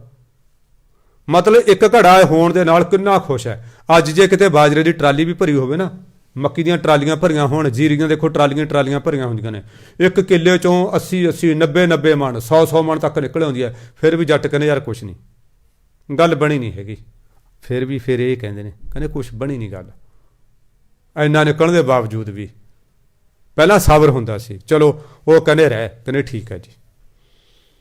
ਕਹਿੰਦੇ ਚੱਲ ਬਈ ਸਿੰਘਾ ਆਪਾਂ ਚੱਲੀਏ ਲਾਹੌਰ, ਨੇੜੇ ਸੀ, ਕੱਪੜਾ ਖਰੀਦ ਲਿਆਈਏ। ਵਿਆਹ ਹੈ ਬੇਟੇ ਦਾ, ਕੱਪੜਾ ਖਰੀਦਣ ਗਏ ਵੀ ਕੱਲ੍ਹ ਨੂੰ ਦਰਜੀ ਬੈਠਣਾ ਵੀ ਕੱਪੜੇ ਖਰੀਦ ਲਿਆਈਏ। ਤਾਂ ਭਾਈ ਭਖਾਰੀ ਉਹ ਦੁਕਾਨਦਾਰ ਨੂੰ ਕਹਿੰਦਾ ਐਂ ਕਰੀ ਬਈ, ਕਹਿੰਦਾ 5.5 ਗਾਜ ਇੱਕ ਚਿੱਟਾ ਸਫੈਦ ਕੱਪੜਾ ਦੇ ਦੀ। ਉਹ ਦੁਕਾਨਦਾਰ ਬਾਣੀਆਂ ਸੀ, ਉਹ ਕਹਿੰਦਾ ਗੱਲ ਸੁਣੋ, ਕਹਿੰਦਾ ਸ਼ਾਹ ਜੀ ਵਿਆਹ ਦੇ ਕੱਪੜਿਆਂ 'ਚ ਚਿੱਟਾ ਕੱਪੜਾ ਨਹੀਂ ਖਰੀਦੀਦਾ ਹੁੰਦਾ, ਬਦਸ਼ਗਣੀ ਹੁੰਦੀ ਆ, ਤੁਸੀਂ ਇਹ ਕੀ ਗੱਲਾਂ ਕਰੀ ਜਾਂਦੇ ਹੋ? ਉਹ ਕਹਿੰਦੇ ਵੀਰੇ ਇਹਦੀ ਲੋੜ ਪੈਣੀ ਹੈ, ਮੈਂ ਬੇਲੋੜੀ ਚੀਜ਼ ਕੋਈ ਨਹੀਂ ਖਰੀਦਦਾ, ਇਹਦੀ ਲੋੜ ਪੈਣੀ ਆ, ਦੇ ਦੇ। ਚੱਲ ਘਰ ਦੀਆਂ ਜਨਾਨੀਆਂ ਨੇ ਵੀ ਮੂੰਹ ਮੋਟਾ ਜਿਹਾ ਕਰਿਆ, ਚੱਲ ਫਿਰ ਵੀ ਉਹ ਅਵਸਥਾ ਬਾਰੇ ਜਾਣਦੀਆਂ ਸੀ। ਵੈਸੇ ਨਹੀਂ, ਆਮ ਕਰਕੇ ਬੀਬੀਆਂ ਆਪਣੇ ਘਰ ਵਾਲੇ ਦੀ ਅਵਸਥਾ ਤੋਂ ਅਣਜਾਣ ਹੁੰਦੀਆਂ ਨੇ, ਜਾਣਦੀਆਂ ਨਹੀਂ। ਚਲੋ ਉਹ ਭਾਗਾਂ ਵਾਲੀਆਂ ਸੀ, ਜਾਣਦੀਆਂ ਸੀ, ਨਹੀਂ ਜ਼ਿਆਦਾ ਕੁਛ ਬੋਲੀਆਂ। ਉਹ ਚਿੱਟਾ ਕੱਪੜਾ ਵੀ ਨਾਲ ਲੈ ਆਈਆਂ, ਲੈ ਜਾਂਦਾ। ਚਲੋ ਮਠਿਆਈਆਂ ਆ ਗਈਆਂ, ਮਠਿਆਈਆਂ ਦਾ ਸਮਾਨ ਆ ਗਿਆ, ਹਲਵਾਈ ਬੈਠ ਗਿਆ, ਦਰਜੀ ਬੈਠ ਗਿਆ, ਹੈ ਨਾ। ਅਤੇ ਚਲੋ ਵਿਆਹ ਦੇ ਦਿਨ ਆ ਗਏ, ਰਿਸ਼ਤੇਦਾਰ ਆ ਗਏ, ਵਿਆਹੁਣ ਚਲੇ ਗਏ।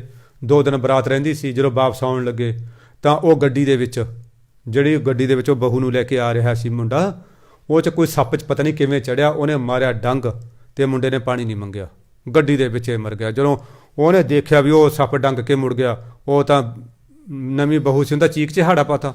ਜਦੋਂ ਦੇਖਿਆ ਸੱਪ ਤਾਂ ਨਿਕਲ ਕੇ ਭੱਜ ਗਿਆ, ਅਤੇ ਉਹ ਮੁੰਡਾ ਮਰ ਗਿਆ।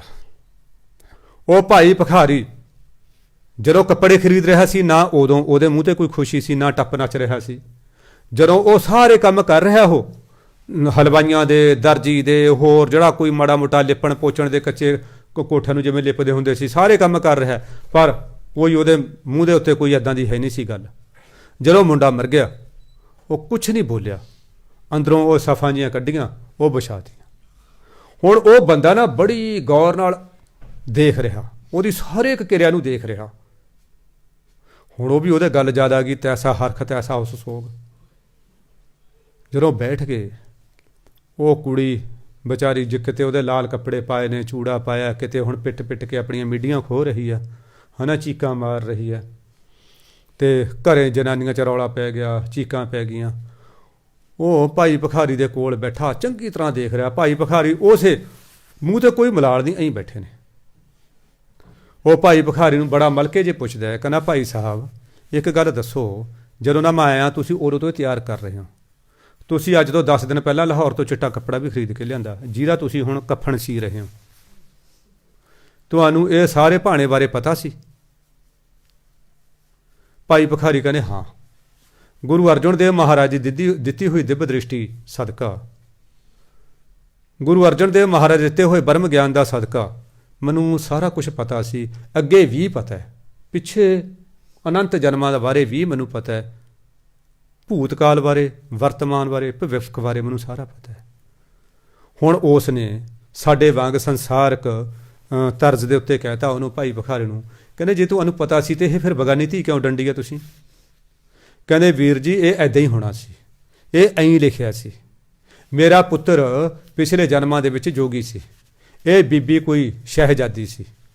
ਇਹ ਜਦੋਂ ਮੇਰਾ ਪੁੱਤਰ ਜੋ ਭੀਖ ਮੰਗਣ ਗਿਆ ਤਾਂ ਇਹ ਕੁਝ ਇਹਦਾ ਮਾਨ ਮੇਰੇ ਪੁੱਤਰ 'ਤੇ ਆ ਗਿਆ, ਇਹ ਜੋਗੀ 'ਤੇ ਆ ਗਿਆ। ਇਹਨਾਂ ਦਾ ਆਪਸੀ ਕੋਈ, ਮੇਰੇ ਪੁੱਤਰ ਨੇ ਜਵਾਬ ਦਿੱਤਾ, ਇਹਨਾਂ ਦਾ ਕੋਈ ਆਪਸੀ ਪਤੀ ਪਤਨੀ ਵਾਲੇ ਰਿਸ਼ਤੇ ਵਾਲੀ ਦਾ ਗੱਲ ਕੋਈ ਹੈ ਨਹੀਂ ਸੀ। ਸਿਰਫ ਇਹ ਬੀਬੀ ਦੀ ਇੱਛਾ ਪੂਰੀ ਹੋਣ ਵਾਸਤੇ ਇਹ ਸਧਾਰਨ ਘਰ 'ਚ ਜੰਮੀ, ਇਹ ਮੇਰੇ ਪੁੱਤਰ ਨੂੰ ਜਨਮ ਲੈਣਾ ਪਿਆ, ਨਹੀਂ ਤਾਂ ਇਹ ਜੀਵਨ ਮੁਕਤ ਉਦੋਂ ਹੀ ਸੀ। ਬਸ ਇਹਦਾ ਸੀ ਕਿ ਇਹ ਮੇਰਾ ਪਤੀ ਬਣੇ, ਇਹ ਪਤੀ ਬਣ ਗਿਆ, ਇਹਨਾਂ ਦਾ ਬਾਕੀ ਲੈਣਾ ਦੇਣਾ ਹੋਰ ਕੋਈ ਨਹੀਂ ਸੀ। ਅਤੇ ਇਸ ਕਾਰਨ ਇਹ ਆਪਣਾ ਇੰਨੀ ਕੁ ਡਿਊਟੀ ਨਿਭਾ ਕੇ ਤੁਰ ਗਿਆ। ਇਹ ਮੈਨੂੰ ਪਹਿਲਾਂ ਹੀ ਪਤਾ ਸੀ, ਜਿੱਦੇ ਜੰਮਿਆ ਸੀ ਮੈਨੂੰ ਉਦੋਂ ਹੀ ਪਤਾ ਸੀ। ਉਹਨੇ ਫਿਰ ਕਹਿੰਦੇ ਹਾਂ ਠੀਕ ਲਿਖਿਆ, ਮਹਾਰਾਜ ਨੇ ਠੀਕ ਲਿਖਿਆ, ਤੈਸਾ ਹਰਖ ਤੈਸਾ ਉਸ ਸੋਗ, ਸਦਾ ਆਨੰਦ ਤੈ ਨਹੀਂ ਵਿਯੋਗ। ਉਹਦੇ ਲਈ ਖੁਸ਼ੀ ਵੀ ਉਹੀ ਜੀ ਹੈ, ਉਹਦੇ ਲਈ ਗਮੀ ਵੀ ਉਹੀ ਜੀ ਹੈ, ਉਹਦੇ ਅੰਦਰ ਹਮੇਸ਼ਾ ਮਹਾ ਆਨੰਦ ਬਣਿਆ ਰਹਿੰਦਾ ਹੈ। ਉਹਦਾ ਪਰਮਾਤਮਾ ਨਾਲ ਕਦੀ ਵਿਛੋੜਾ ਪੈਂਦਾ ਨਹੀਂ, ਤਹਿ ਨਹੀਂ ਵਿਯੋਗ, ਕਦੇ ਵਿਛੋੜਾ ਬਿਰਹੋਂ ਹੁੰਦਾ ਹੀ ਨਹੀਂ ਉਹਦੇ ਮਨ ਦੇ ਵਿੱਚ। ਤੈਸਾ ਸਵਰਨ ਤੈਸੀ ਉਸ ਮਾਟੀ, ਤੈਸਾ ਅੰਮ੍ਰਿਤ ਤੈਸੀ ਵਿਖ ਖਾਟੀ। ਉਹਦੇ ਲਈ ਸੋਨਾ ਵੀ ਇੱਕੋ ਜਿਹਾ ਹੁੰਦਾ, ਉਹਦੇ ਲਈ ਮਿੱਟੀ ਵੀ ਇੱਕੋ ਜਿਹੀ ਹੁੰਦੀ ਹੈ। ਬਾਬਾ ਜੀ ਨੇ ਆਪਾਂ ਨੂੰ ਸ਼ਿਵਾਜੀ ਮਰਾਠਾ ਦੇ ਗੁਰੂ ਰਾਮਦਾਸ ਬਾਰੇ ਦੱਸਿਆ। ਇਸੇ ਕਥਾ ਨੂੰ ਮਸਕੀਨ ਜੀ ਭਗਤ ਜੱਲਾ ਜੀ ਦਾ ਨਾਂ ਲੈ ਕੇ ਦੱਸਦੇ ਨੇ ਕਿ ਉਹ ਪਤੀ ਪਤਨੀ ਇਸ਼ਨਾਨ ਕਰਕੇ ਨਦੀ ਤੋਂ ਆ ਰਹੇ ਸੀ। ਚਲੋ ਆਪਾਂ ਤਾਂ ਸਿੱਖਿਆ ਲੈਣੀ ਆ, ਚਾਹੇ ਭਾਈ ਭਗਤ ਜੱਲਾ ਜੀ ਹੋਣ, ਚਾਹੇ ਉਹ ਸ਼ਿਵ ਜੀ ਮਰਾਠਾ ਦੇ ਗੁਰੂ ਸਮਰੱਥ ਰਾਮਦਾਸ ਜੀ ਹੋਣ, ਆਪਾਂ ਤਾਂ ਸਿੱਖਿਆ ਲੈਣੀ ਹੈ, ਆਪਾਂ ਨੇ ਪਾਤਰਾਂ ਤੋਂ ਕੁਛ ਨਹੀਂ ਲੈਣਾ ਹੁੰਦਾ। ਕਹਿੰਦੇ ਉਹ ਆ ਰਹੇ ਸੀ ਨਦੀ ਤੋਂ, ਰਾਹ ਦੇ ਵਿੱਚ ਇੱਕ ਹਾਰ ਪਿਆ ਸੀ ਸੋਨੇ ਦਾ। ਇਹ ਬੀਬੀ ਪਿੱਛੇ ਸੀ, ਭਾਈ ਅੱਗੋਂ ਸੀ। ਤੁਰਦੇ ਤੁਰਦੇ ਉਹਦੇ ਮਨ 'ਚ ਆਇਆ ਕਿ ਬੀਬੀ ਦਾ ਮਨ ਸੋਨੇ ਦੇ ਉੱਤੇ ਮੋਹਿਤ ਨਾ ਹੋ ਜੇ। ਉਹਨੇ ਆਪਣੇ ਪੈਰ ਨਾਲ ਉੱਥੇ ਖੜ ਕੇ ਨਾ ਬਹਾਨਾ ਜਿਹਾ ਬਣਾ ਕੇ ਰੇਤਾ ਪਾਉਣਾ ਸ਼ੁਰੂ ਕਰਤਾ, ਮਿੱਟੀ ਪਾਉਣੀ ਸ਼ੁਰੂ ਕਰਤੀ। ਤਾਂ ਬੀਬੀ ਉਹਨੂੰ ਕਹਿੰਦੀ ਹੈ, ਸੁਆਮੀ ਜੀ ਕਿਉਂ ਮਿੱਟੀ 'ਤੇ ਮਿੱਟੀ ਪਾ ਰਹੇ ਹੋ? ਉਹ ਕਹਿੰਦੇ ਉੱਥੇ ਰੋਣ ਲੱਗ ਗਿਆ, ਬੀਬੀ ਤੇਰੀ ਅਵਸਥਾ ਇੰਨੀ ਉੱਚੀ ਹੋ ਗਈ? ਹਾਂ ਹੋ ਜਾਂਦੀ ਹੈ। ਬੀਬੀਆਂ ਦੀ ਅਵਸਥਾ ਜ਼ਿਆਦਾ ਉੱਚੀ ਹੁੰਦੀ ਹੈ। ਕਿਉਂ? ਕਿਉਂਕਿ ਜੇ ਉਹ ਆਪਣੇ ਪਤੀ ਨੂੰ ਪਰਮੇਸ਼ਰ ਜਾਣ ਕੇ, ਪਤੀ ਹੋਵੇ ਨਿਤਨੇਮੀ, ਪਤੀ ਹੋਵੇ ਇਮਾਨਦਾਰ, ਪਤੀ ਹੋਵੇ ਵਧੀਆ ਜ਼ਿੰਦਗੀ ਜਿਉਣ ਵਾਲਾ, ਜੇ ਕੋਈ ਬੀਬੀ ਭੈਣ ਉਸ ਨੂੰ ਸੱਚੀ ਮਿੱਚੀ ਗੁਰਸਿੱਖ ਜਾਣ ਕੇ, ਸੱਚੀ ਮਿੱਚੀ ਇੱਕ ਆਪਣਾ ਪਤੀ ਪਰਮੇਸ਼ਰ ਜਾਣ ਕੇ ਸੇਵਾ ਕਰਦੀ ਹੈ, ਇੱਕ ਤਾਂ ਉਹਦੀ ਆਪਣੀ ਕਮਾਈ, ਇੱਕ ਅੱਧ ਉਹਦਾ, ਉਹ ਆਪਣੇ ਪਤੀ ਨਾਲੋਂ ਕਿਤੇ ਉੱਚੀ ਅਵਸਥਾ ਚਲੀ ਜਾਂਦੀ ਹੈ। ਉਹਦੀ ਅਵਸਥਾ ਬਹੁਤ ਜ਼ਿਆਦਾ ਉੱਚੀ ਹੁੰਦੀ ਹੈ, ਕਿਉਂਕਿ ਉਹ ਅੱਧ ਆਪਣੇ ਪਤੀ ਦਾ ਵੀ ਲੈ ਰਹੀ ਹੁੰਦੀ ਆ। ਪਤੀ ਤਾਂ ਆਪਣੀ ਕਮਾਈ ਕਰਦਾ, ਫਿਰ ਉਹਨੂੰ ਅੱਧ ਆਪਣੀ ਪਤਨੀ ਨੂੰ ਦੇਣਾ ਪੈਂਦਾ। ਉਹ ਆਪਣੀ ਕਮਾਈ ਤਾਂ ਕਰਦੀ ਹੈ, ਅੱਧ ਆਪਣੇ ਪਤੀ ਦਾ ਲੈ ਲੈਂਦੀ ਹੈ। ਇਸ ਕਰਕੇ ਉਹਦੀ ਕਮਾਈ ਜ਼ਿਆਦਾ ਛੇਤੀ ਇਕੱਠੀ ਹੋ ਜਾਂਦੀ ਆ, ਉਹਦੀ ਅਵਸਥਾ ਛੇਤੀ ਜ਼ਿਆਦਾ ਉੱਚੀ ਹੋ ਜਾਂਦੀ ਆ। ਪਰ ਬਦਕਿਸਮਤੀ ਇਹ ਹੈ, ਜ਼ਿਆਦਾਤਰ ਭੈਣਾਂ ਆਪਣੇ ਪਤੀ ਨੂੰ, ਪਤੀ ਦਾ ਕੀ ਮੰਨਣਾ, ਉਹ ਬੰਦਾ ਵੀ ਨਹੀਂ ਮੰਨਦੀਆਂ। ਉਹ ਕਹਿੰਦੀਆਂ ਜਿਹੜਾ ਦੁਨੀਆ ਦਾ ਸਭ ਤੋਂ ਵੱਡਾ ਬੇਵਕੂਫ ਆਦਮੀ ਹੈ ਨਾ, ਉਹ ਮੇਰੇ ਪੱਲੇ ਪਿਆ, ਚਾਹੇ ਉਹ ਗੈਜ਼ਟਡ ਆਫੀਸਰ ਲੱਗਿਆ ਹੋਵੇ, ਚਾਹੇ ਉਹ ਮੈਂ ਕਹਿੰਦਾ ਮੋਦੀ ਤੋਂ ਵੀ ਉੱਪਰ ਹੋਵੇ। ਉਹ ਕਹਿਣਗੇ ਵੀ ਜਿੰਨਾ ਬੇਵਕੂਫ ਹੈ ਮੇਰੇ ਪੱਲੇ ਪਿਆ, ਇੰਨਾ ਹੋਰ ਕੋਈ ਕਿਸੇ ਦੇ ਪੱਲੇ ਨਹੀਂ ਪਿਆ। ਮੈਂ ਕੱਟ ਰਹੀ ਹਾਂ ਇਹਦੇ ਨਾਲ। ਕੋਈ ਉਹ ਬਿਰਲੀ ਟਾਮੀ ਹੈ, ਕਰੋੜਾ ਮਗਰ ਇੱਕ ਨਾਦੀ, ਜਿਹੜੇ ਆਪਣੇ ਪਤੀ ਨੂੰ ਬੰਦਾ ਸਮਝਦੀ ਹੈ, ਉਹ ਤਾਂ ਮਤਲਬ ਅਰਬਾਂ ਖਰਬਾਂ ਮਗਰ ਹੋਊਗੀ। ਜਿਹੜੇ ਆਪਣੇ ਪਤੀ ਨੂੰ ਪਤੀ ਸਮਝਦੀ ਆ, ਉਹ ਤਾਂ ਕੋਈ ਉਹ ਬਿਰਲੀ, ਉਹ ਤਾਂ ਬਹੁਤ ਘੱਟ ਗਿਣਤੀ ਹੋਊਗੀ। ਨਹੀਂ ਤਾਂ ਉਹ ਕਹਿੰਦੇ ਵੀ ਬਸ ਇਹਦੇ ਵਰਗਾ ਘਟ ਗਿਆ ਬੰਦਾ, ਮੇਰੇ ਭਾਗਾਂ 'ਚ ਪਤਾ ਨਹੀਂ ਕਿੱਥੇ ਲਿਖਿਆ ਪਿਆ ਸੀ। ਚਲੋ ਖੈਰ, ਉਹ ਕਹਿੰਦੇ ਵੀ ਇਹਦੀ ਫਿਰ ਮਤਲਬ ਕਹਿੰਦੇ ਇਹਨੇ ਇੱਥੇ ਭਾਣਾ ਵਰਤਾਉਣਾ ਸੀ, ਇਹ ਤਾਂ ਚਲਿਆ ਗਿਆ। ਅੱਗੇ ਗਰੀਬ ਨਵਾਜ਼ ਕਹਿੰਦੇ, ਹਾਂ ਸੱਚ, ਉਹ ਕਹਿੰਦੇ ਵੀ ਉਹ ਬੀਬੀ ਕਹਿੰਦੇ ਮੈਂ ਉੱਥੇ ਰੋਣ ਲੱਗ ਗਿਆ। ਭਾਈ ਕਹਿੰਦਾ ਜਦੋਂ ਮੇਰੀ ਪਤਨੀ ਨੇ ਇਹ ਕਿਹਾ ਕਿ ਵੀ ਤੂੰ ਮਿੱਟੀ ਤੇ ਮਿੱਟੀ ਕਿਉਂ ਪਾ ਰਿਹਾ, ਮੈਂ ਆਪਣੀ ਪਤਨੀ ਦੇ ਮੂੰਹੋਂ ਜਦੋਂ ਇਹ ਗੱਲ ਸੁਣੀ, ਕਿਉਂਕਿ ਅਵਸਥਾ ਇੰਨੀ ਉੱਚੀ ਹੋ ਜਾਂਦੀ ਆ ਸਾਧ ਸੰਗਤ ਜੀ, ਫਿਰ ਇਹ ਮਿੱਟੀ ਵੀ ਬੇਸ਼ਕੀਮਤੀ ਲੱਗਦੀ ਆ। ਤੈਸਾ ਅੰਮ੍ਰਿਤ ਤੈਸੀ ਵੇ ਖਾਟੀ, ਕਹਿੰਦੇ ਉਹਦੇ ਲਈ ਅੰਮ੍ਰਿਤ ਵੀ ਤੇ ਉਹਦੇ ਲਈ ਜ਼ਹਿਰ ਵੀ, ਖੱਟੀ ਜ਼ਹਿਰ, ਕੌੜੀ ਜ਼ਹਿਰ ਇੱਕ ਬਰਾਬਰ ਹੈ। ਇੱਕ ਵਾਰੀ ਇੱਧਰੋਂ ਅਸੀਂ ਹਜ਼ੂਰ ਸਾਹਿਬ ਜਾਂਦੇ ਹੁੰਦੇ ਸੀ, ਉਹ ਰਾਹ ਦੇ ਵਿੱਚੋਂ ਇੱਕ ਮਹਾਂਪੁਰਖ ਇੱਥੇ ਆਏ ਦਬਲਾਣ। ਉਹਨਾਂ ਨੇ ਸਾਨੂੰ ਸੁਨੇਹਾ ਭੇਜਤਾ, ਕਹਿੰਦੇ ਜੀ ਅਸੀਂ ਦਬਲਾਣ ਆਏ ਹਾਂ।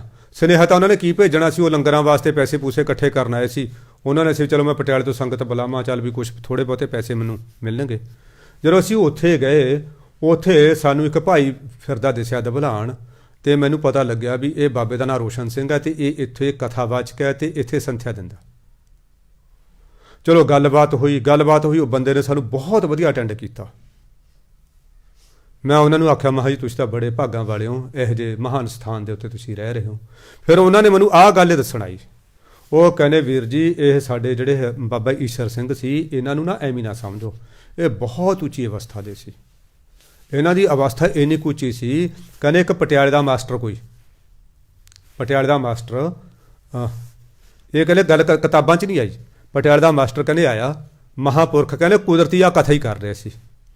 ਉਹ ਕਹਿੰਦੇ ਜੀ ਐਂ ਕਿਵੇਂ ਹੋ ਜਾਊਗਾ, ਇਹ ਕੈਮੀਕਲ ਹੁੰਦੇ ਨੇ, ਇਹ ਤਾਂ ਮਨੁੱਖੀ ਸਰੀਰ 'ਤੇ ਅਸਰ ਕਰਦੇ ਨੇ, ਐਂ ਕਿਵੇਂ ਹੋ ਜੂ ਵੀ ਜ਼ਹਿਰ ਨਹੀਂ ਅਸਰ ਕਰੂਗੀ।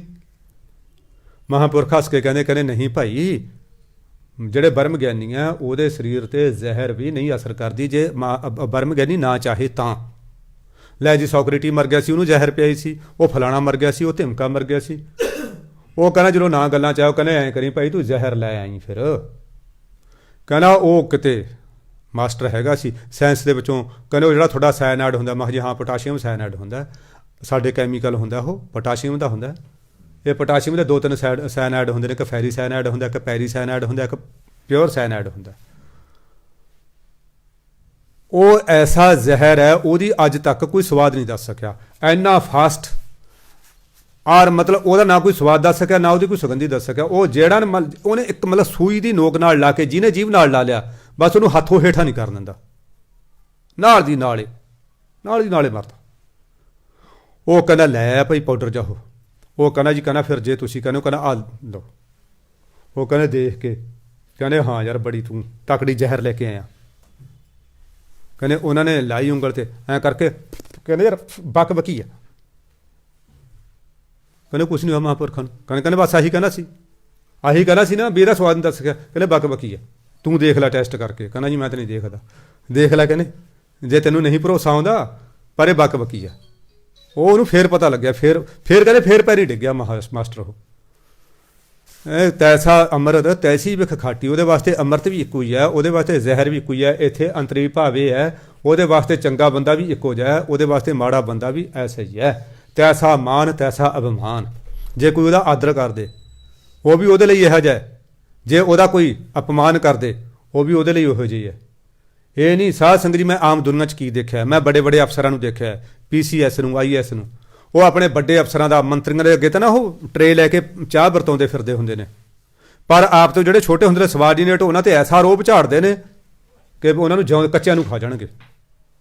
ਆਹ ਪ੍ਰਸ਼ਾਸਨਕ ਚਾਹੇ ਉਹ ਆਹ ਪੁਲਿਸ ਵਾਲੇ ਹੋ ਗਏ, ਆਹ DC SDM ਹੋ ਗਏ, ਛੋਟਿਆਂ ਨੂੰ ਉਹ ਟੁੱਟ ਟੁੱਟ ਕੇ ਪੈਂਦੇ ਨੇ ਉਹ, ਤੇ ਪਰ ਵੱਡਿਆਂ ਮੂਹਰੇ ਆ ਕੋਈ ਬਾਦਲ ਕੇ ਆ ਗਏ, ਛਾਦਲ ਕੇ ਆ ਗਏ, ਮੰਤਰੀ ਆ ਗਏ, ਔਰ ਮੇਜ਼ ਕੁਰਸੀਆਂ ਉਹਨਾਂ ਦੀਆਂ ਆਪ ਸਿੱਧੀਆਂ ਕਰਦੇ ਫਿਰਦੇ ਹੁੰਦੇ ਨੇ ਸਟੇਜ ਦੇ ਉੱਤੇ।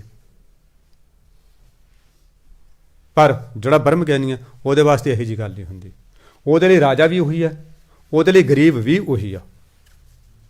ਉਹਦੀਆਂ ਨਜ਼ਰਾਂ 'ਚ ਸਾਰੇ ਇੱਕ ਨੇ। ਉਹ ਵੱਡੇ ਦੀ ਖੁਸ਼ਾਮਦ ਨਹੀਂ ਕਰਦਾ, ਛੋਟੇ ਤੇ ਤਾੜਾ ਨਹੀਂ ਝਾੜਦਾ। ਉਹ ਗਰੀਬ ਨਵਾਜ਼ ਕਹਿੰਦੇ, ਜੋ ਵਰਤਾਏ ਸਾਈ ਜੁਗਤ, ਜੋ ਪਰਮਾਤਮਾ ਕਰ ਰਿਹਾ ਵਰਤਾ ਰਿਹਾ, ਉਹਦੇ ਵਾਸਤੇ ਉਹੀ ਪਰਮਾਨੀਕ ਜੁਗਤ ਹੀ ਹੈ, ਉਹਦੇ ਲਈ ਉਹੀ ਗੁਰਮਤਿ ਗਾੜੀ ਰਾਹ ਹੈ। ਭਾਵ ਉਹ ਉਸ ਨੂੰ ਮਿੱਠਾ ਕਰਕੇ ਮੰਨਦਾ। ਨਾਨਕ ਉਹ ਪੁਰਖ ਕਹੀਆ ਜੀਵਨ ਮੁਕਤ, ਹੈ ਨਾਨਕ ਇਹੋ ਜਿਹੇ ਬੰਦੇ ਨੂੰ ਜਿਹਦੇ ਵਿੱਚ ਉਪਰੋਕਤ ਗੁਣ ਹੈਗੇ ਨੇ ਉਸ ਨੂੰ ਜੀਵਨ ਮੁਕਤ ਕਹੀਦਾ, ਉਹ ਹੈ ਹੀ ਜੀਵਨ ਮੁਕਤ। ਸਾਧ ਸੰਗਤ ਜੀ, ਇਹ ਗੱਲਾਂ ਕਰਨੀਆਂ ਬੈਠ ਕੇ ਸੌਖੀਆਂ ਬਹੁਤ ਨੇ, ਪਰ ਜ਼ਿੰਦਗੀ 'ਚ ਅਪਣਾਉਣੀਆਂ ਬਹੁਤ ਜ਼ਿਆਦਾ ਔਖੀਆਂ ਨੇ। ਇਹ ਜਿਉਂਦਿਆਂ ਮਰਨੇ ਪੈਂਦਾ, ਆਪਣੀਆਂ ਆਸ਼ਾਵਾਂ ਤਿਆਗਣੀਆਂ ਪੈਂਦੀਆਂ ਨੇ। ਆਪਾਂ ਤਾਂ ਜੇ ਸਬਜ਼ੀ 'ਚ ਨਮਕ ਮਿਰਚ ਘੱਟ ਹੋਵੇ ਨਾ, ਪਲੇਟ ਗੁਆਂਢੀਆਂ ਦੇ ਘਰੋਂ ਲੱਭਦੀ ਹੈ। ਫਿਰ ਆਹ ਕਿੱਥੇ ਮਿੱਟੀ ਵਰਗੀ ਮਾਰੀ ਮੱਥੇ, ਐਵੇਂ ਪੈਸੇ ਲਾਏ ਸੀ ਪਨੀਰ ਤੇ, ਇਹ 'ਚ ਜੇ ਕੁਛ ਨਹੀਂ ਫੂਕਣਾ ਪਾਉਣਾ ਸੀ, ਪਤਾ ਨਹੀਂ ਕੀ ਲਫ਼ਜ਼ ਬੋਲੇ ਜਾਂਦੇ ਨੇ। ਫਿਰ ਜੇ ਕਿਤੇ ਕੋਈ ਬੰਦਾ ਗੁਰਮੁਖ ਹੋਵੇ, ਮਨ 'ਚ ਆ ਜੇ ਨਹੀਂ ਅੱਜ ਮਹਾਰਾਜ ਨੇ ਨਾ ਮੈਨੂੰ ਨਮਕ ਮਿਰਚ ਘੱਟ ਖਵਾਉਣਾ ਸੀ ਤਾਂ ਘੱਟ ਪਵਾਇਆ, ਇਹ ਬੀਬੀ ਦੇ ਹੱਥਾਂ 'ਚ ਬੈਠ ਕੇ। ਚਾਹ 'ਚ ਮਿੱਠਾ ਤੇਜ਼ ਪੈ ਗਿਆ, ਨਹੀਂ ਯਾਰ ਅੱਜ ਮੇਰੇ ਸਰੀਰ ਨੂੰ ਉਹ ਗਲੂਕੋਜ਼ ਦੀ ਲੋੜ ਹੋਣੀ, ਮਿੱਠੇ ਦੀ ਲੋੜ ਹੋਣੀ, ਤਾਂ ਵੱਧ ਪਵਾਇਆ। ਫਿਰ ਤਾਂ ਬੰਦਾ ਫਿਰ ਉਹ ਉਸ ਤਰ੍ਹਾਂ ਸੋਚੇਗਾ, ਉਹ ਇਹੋ ਜਿਹਾ ਬੰਦਾ ਤਾਂ ਜਿਹੜਾ ਜੀਵਨ ਮੁਕਤ ਹੈ। ਸਾਡੇ ਵਰਗਾ ਇਹ ਪਤਾ ਨਹੀਂ ਕਿੱਥੇ ਇਹਦਾ ਧਿਆਨ ਹੈ, ਇਹ ਪੇਕਿਆਂ ਨੂੰ ਫੋਨ ਲਾਈ ਰੱਖਦੀ 8 ਪਹਿਰ, ਇਹਦਾ ਧਿਆਨ ਹੀ ਨਹੀਂ ਹੁੰਦਾ। ਸਾਡੇ ਵਰਗੇ ਫਿਰ ਦੂਸਰੀਆਂ ਹੋਰ ਤਰ੍ਹਾਂ ਦੇ ਲਹਿਜੇ ਨਾਲ ਗੱਲ ਕਰਾਂਗੇ। ਦੇਖੋ ਆਪੋ ਆਪਣੀ ਸੋਚਣੀ ਆ ਜੀ। ਅਸੀਂ ਜੀਵਨ ਮੁਕਤ ਨਹੀਂ ਹੋ ਸਕਦੇ ਨਾ। ਫਿਰ ਜੀਵਨ ਮੁਕਤ ਜਦੋਂ ਹੋਵਾਂਗੇ ਫਿਰ ਸਾਡਾ ਵੀ ਧਿਆਨ ਉਸ ਤਰ੍ਹਾਂ ਦੇ ਉੱਧਰ ਚਲਿਆ ਜਾਣਾ ਵੀ ਹਾਂ ਭਾਈ ਪਰਮਾਤਮਾ ਦੀ ਇਹ ਮਰਜ਼ੀ ਹੈ, ਸਾਨੂੰ ਉਹਨੇ ਘੱਟ ਦੇਣਾ ਸੀ, ਅੱਜ ਉਹਨੇ ਸਾਨੂੰ ਵੱਧ ਦੇਣਾ ਸੀ। ਅੱਜ ਹਾਂ ਜਦੋਂ ਕਿਤੇ ਸਾਨੂੰ ਜੁੱਤੀਆਂ ਪੈਣ ਕਿਤੇ ਅਫਸਰ ਤੋਂ ਜਾਂ ਕਿਤੇ ਹੋਰ ਘਰੋਂ ਵੀ, ਫਿਰ ਉਹ ਸਮਝ ਲੈਣਾ ਨਹੀਂ ਮਨ ਅੱਜ ਤੈਨੂੰ ਜੁੱਤੀਆਂ ਦੀ ਲੋੜ ਸੀ, ਅੱਜ ਤੇਰੇ ਮਨ 'ਚ ਨਾ ਹੰਕਾਰ ਆਇਆ ਸੀ, ਤੇਰੇ 'ਚ ਹਉਮੈ ਆਈ ਸੀ। ਅੱਜ ਇਹ ਬੇਵਕੂਫੀ ਜਿਹੜੀ ਤੂੰ ਕੀਤੀ ਹੈ ਨਾ, ਇਹ ਤਾਂ ਹੋਈ ਹੈ ਤੇਥੋਂ। ਇਹ ਬੇਵਕੂਫੀ ਅੱਜ ਮੈਨੂੰ ਕੋਈ ਕਹਿ ਰਿਹਾ ਸੀ, ਕਹਿੰਦੇ ਜੀ ਮੈਨੂੰ ਨਾ ਉਹ ਫਲਾਣੇ ਬੰਦੇ ਦਾ ਉਹ ਲੱਗ ਗਿਆ। ਮੈਂ ਕਿਹਾ ਕਿਵੇਂ? ਕਹਿੰਦੇ ਉਹ ਠੰਡ 'ਚ ਫਿਰੀ ਜਾਂਦਾ ਸੀ। ਕਹਿੰਦੇ ਮੈਂ ਆਖਿਆ ਵੀ ਆਹ ਬਾਬਾ ਜੀ ਵੀ ਉਹ ਠੰਡ 'ਚ ਹੀ ਫਿਰੀ ਜਾਂਦੇ ਨੇ, ਵੀ ਤੈਨੂੰ ਤਾਂ ਬਿਮਾਰ ਹੁੰਦੇ ਨੇ। ਕਹਿੰਦੇ ਮੈਨੂੰ ਠੰਡ ਹੋ ਗਈ, ਮੈਨੂੰ ਠੰਡ ਲੱਗ ਗਈ, ਗਲਾ ਖਰਾਬ ਹੋ ਗਿਆ। ਕਹਿੰਦੇ ਮੈਂ ਆਖਿਆ ਬਾਬਾ ਜੀ ਵੀ ਆਲੂ ਪਾਲ ਖਾਈ ਜਾਂਦੇ ਨੇ ਬਈ ਇਹਨਾਂ ਨੂੰ ਤਾਂ ਕਬਜੀ ਰਹਿੰਦੀ ਆ, ਉਹ ਮੈਨੂੰ ਕਬਜੀ ਹੋ ਗਈ। ਮੈਂ ਤਾਂ ਕਹਿੰਦੇ ਹੁੰਦੇ ਨੇ ਵੱਡਾ ਬੋਲ ਨਾ ਬੋਲੀਏ ਕਰਤਾਰੋਂ ਡਰ ਗਏ। ਤਾਂ ਜਿਵੇਂ ਕੋਈ ਚੱਲਦਾ ਨਾ ਬਸ ਦੇਖੀ ਜਾਓ, ਇਹਦਾ ਦੁਨੀਆ ਦਾ ਤਮਾਸ਼ਾ ਹੈ, ਇਹਦਾ ਇੱਕ ਤਮਾਸ਼ਾ ਵਾ, ਦੇਖੀ ਜਾਓ ਮੂਕ ਦਰਸ਼ਕ ਬਣ ਕੇ। ਕੋਈ ਕੀ ਕਰਦਾ ਕਰੀ ਜਾਣ ਦਿਓ ਬਸ। ਜੇ ਕੋਈ ਸਲਾਹ ਲੈਂਦਾ ਦੇ ਦਿਓ, ਜੇ ਕੋਈ ਨਹੀਂ ਸਲਾਹ ਲੈਂਦਾ ਨਾ ਉਹਨੂੰ ਕਰਨ ਦਿਓ ਜੋ ਕੁਛ ਕਰਦਾ। ਕੋਈ ਪੀਂਦਾ, ਕੋਈ ਖਾਂਦਾ, ਕੋਈ ਜੂਆ ਖੇਡਦਾ, ਕੋਈ ਕਰਦਾ, ਕਰਨ ਦਿਓ। ਆਪਣੇ ਇੱਕ ਵਾਰੀ ਬਾਪ ਹੋਣ ਦੇ ਨਾਂ 'ਤੇ, ਵੱਡਾ ਭਾਈ ਹੋਣ ਦੇ ਨਾਂ 'ਤੇ, ਇੱਕ ਮਤਲਬ ਪੁੱਤਰ ਹੋਣ ਦੇ ਨਾਂ 'ਤੇ, ਇੱਕ ਪਤੀ ਹੋਣ ਦੇ ਨਾਂ 'ਤੇ ਇੱਕ ਵਾਰੀ ਜ਼ਰੂਰ ਕਹਿ ਦਿਓ ਬਈ ਹਾਂ ਬਈ ਆਹ ਮਤਲਬ ਆਪਣੇ ਵਾਸਤੇ ਠੀਕ ਨਹੀਂ ਗੱਲ। ਅਗਲਾ ਮੰਨਦਾ ਮੰਨੇ, ਨਾ ਮੰਨਦਾ ਨਾ ਮੰਨੇ। ਇੱਕ ਆਪਣੇ ਵਿਦਵਾਨ ਨੇ ਬਹੁਤ ਤਕੜੇ, ਨਰਿੰਦਰ ਸਿੰਘ ਕਪੂਰ ਹੈ ਸ਼ਾਇਦ ਉਹਨਾਂ ਦਾ ਨਾਂ, ਜੇ ਮੈਂ ਨਹੀਂ ਭੁੱਲਦਾ ਤਾਂ। ਉਹਨਾਂ ਨੇ ਬੜੀਆਂ ਸੋਹਣੀਆਂ ਗੱਲਾਂ ਲਿਖੀਆਂ ਨੇ। ਕਹਿੰਦੇ ਜੇ ਤੁਸੀਂ ਸੌਖੇ ਰਹਿਣਾ ਨਾ, ਉਹਨਾਂ ਨੇ 3 ਗੱਲਾਂ ਕਹੀਆਂ ਸੀ, 2 ਤਾਂ ਮੈਨੂੰ ਯਾਦ ਨੇ, ਇੱਕ ਭੁੱਲ ਗਈ। ਉਹ ਕਹਿੰਦੇ ਇੱਕ ਤਾਂ ਉਸ ਬੰਦੇ ਨੂੰ ਕਦੇ ਸਲਾਹ ਨਾ ਦਿਓ, ਉਹਨੂੰ ਕੰਮ ਨਾ ਕਹੋ ਜਿਹੜਾ ਤੁਹਾਡੇ ਆਖੇ ਨਹੀਂ ਲੱਗਦਾ, ਚਾਹੇ ਉਹ ਤੁਹਾਡੀ ਪਤਨੀ ਹੋਵੇ, ਚਾਹੇ ਤੁਹਾਡਾ ਪੁੱਤਰ ਕਿਉਂ ਨਾ ਹੋਵੇ, ਉਹ ਚਾਹੇ ਤੁਹਾਡੀ ਧੀ ਕਿਉਂ ਨਾ ਹੋਵੇ। ਜਿਹੜਾ ਬੰਦਾ ਤੁਹਾਡੇ ਆਖੇ ਨਹੀਂ ਲੱਗਦਾ ਨਾ, ਉਹਨੂੰ ਗੱਲ ਕਹਿਣ ਦੀ ਲੋੜ ਹੀ ਨਹੀਂ। ਠੀਕ ਹੈ ਜੀ। ਦੂਜੀ ਗੱਲ, ਉਹ ਰਿਸ਼ਤੇਦਾਰੀ 'ਚ, ਚਾਹੇ ਤੁਹਾਡੇ ਸਹੁਰੇ ਨੇ, ਚਾਹੇ ਤੁਹਾਡਾ ਕੋਈ ਹੋਰ ਨੇੜੇ ਦਾ ਰਿਸ਼ਤੇਦਾਰੀ ਹੈ, ਜਿੱਥੇ ਤੁਹਾਡਾ ਅਦਬ ਨਹੀਂ, ਤੁਹਾਡਾ ਸਤਿਕਾਰ ਨਹੀਂ, ਉੱਥੇ ਜਾਣ ਦੀ ਲੋੜ ਕੋਈ ਨਹੀਂ। ਤੀਜੀ ਗੱਲ ਇੱਕ ਉਹਨੇ ਹੋਰ ਕਹੀ ਸੀ, ਉਹ ਮੈਨੂੰ ਭੁੱਲ ਗਈ। ਉਹ ਇਹਨਾਂ ਤੋਂ ਵੀ ਵੱਧ ਕੰਮ ਦੀ ਸੀ ਗੱਲ। ਹੁਣ ਆਮ ਕਰਕੇ ਬੁੜੇ ਕਿਉਂ ਖਿੱਚੀ ਜਾਂਦੇ ਨੇ? ਉਹ ਪਰਿਵਾਰ ਨੂੰ ਗੱਲ ਕਹਿੰਦੇ ਨੇ, ਪਰਿਵਾਰ ਮੰਨਦਾ ਨਹੀਂ, ਫਿਰ ਉਹ ਖਿੱਚੀ ਜਾਂਦੇ ਨੇ ਨਾ।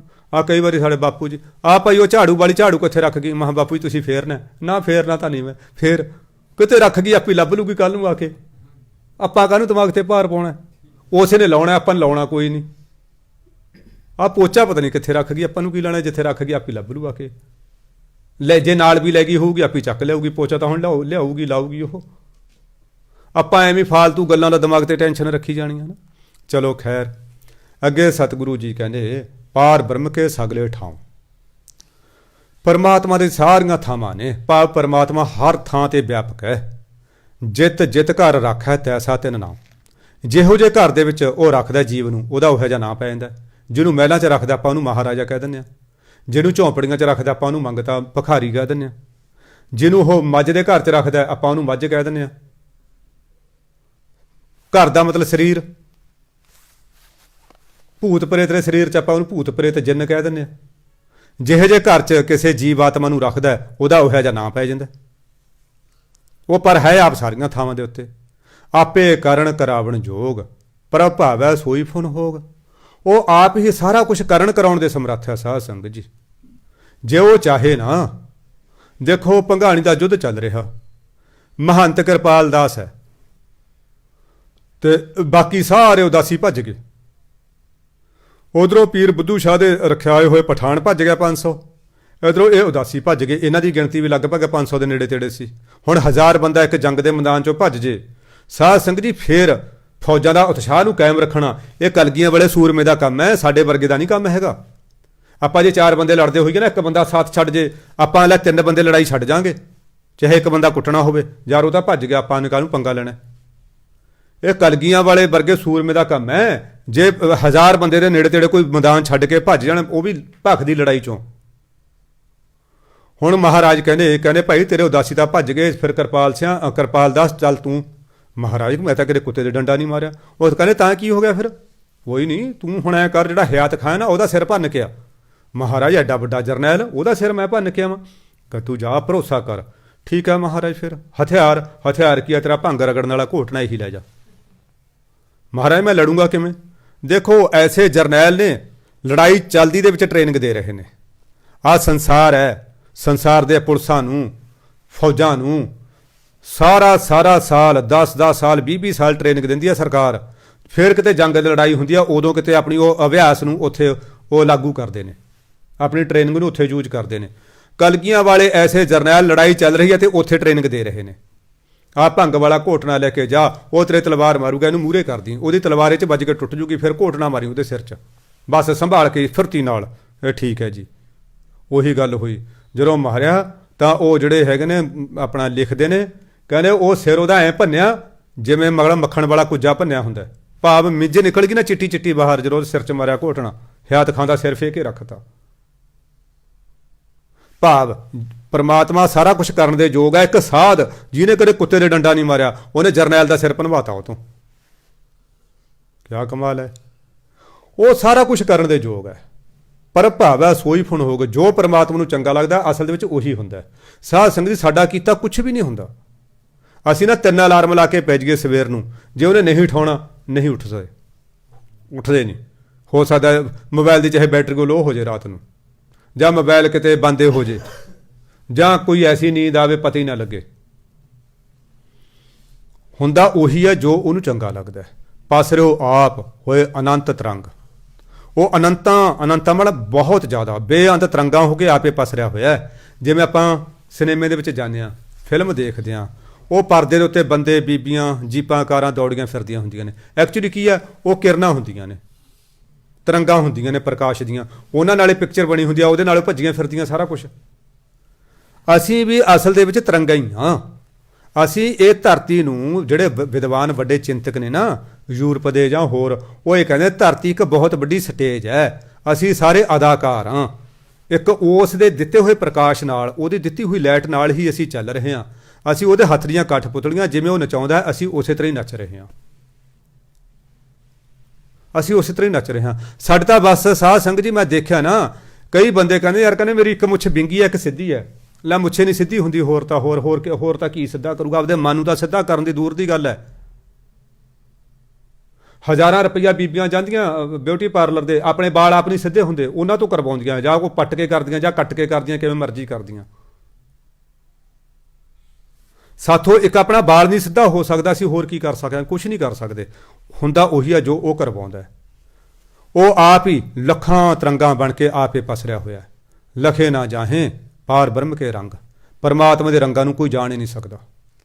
ਪਹਿਲਾਂ ਧਾਰਨਾ ਲਾਉਂਦੇ ਹੁੰਦੇ ਸੀ ਸਾਧੂ ਸੰਤ, ਤੂੰ ਕਿਹੜਿਆਂ ਰੰਗਾਂ ਦੇ ਵਿੱਚ ਖੇਡਦਾ, ਮੈਂ ਕੀ ਜਾਣਾ ਤੇਰੀ ਸਾਰ ਨੂੰ। ਪਰਮਾਤਮਾ ਮੈਂ ਤੇਰੀ ਸਾਰ ਨੂੰ ਜਾਣ ਹੀ ਨਹੀਂ ਸਕਦਾ।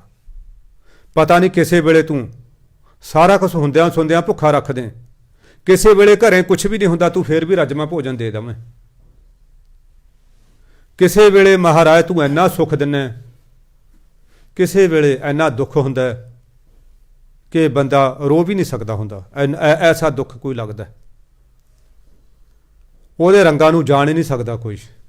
ਜੈਸੀ ਮਤ ਦੇ ਤੈਸਾ ਪ੍ਰਗਾਸ, ਪਾਰ ਬ੍ਰਹਮ ਕਰਤਾ ਅਵਿਨਾਸ਼।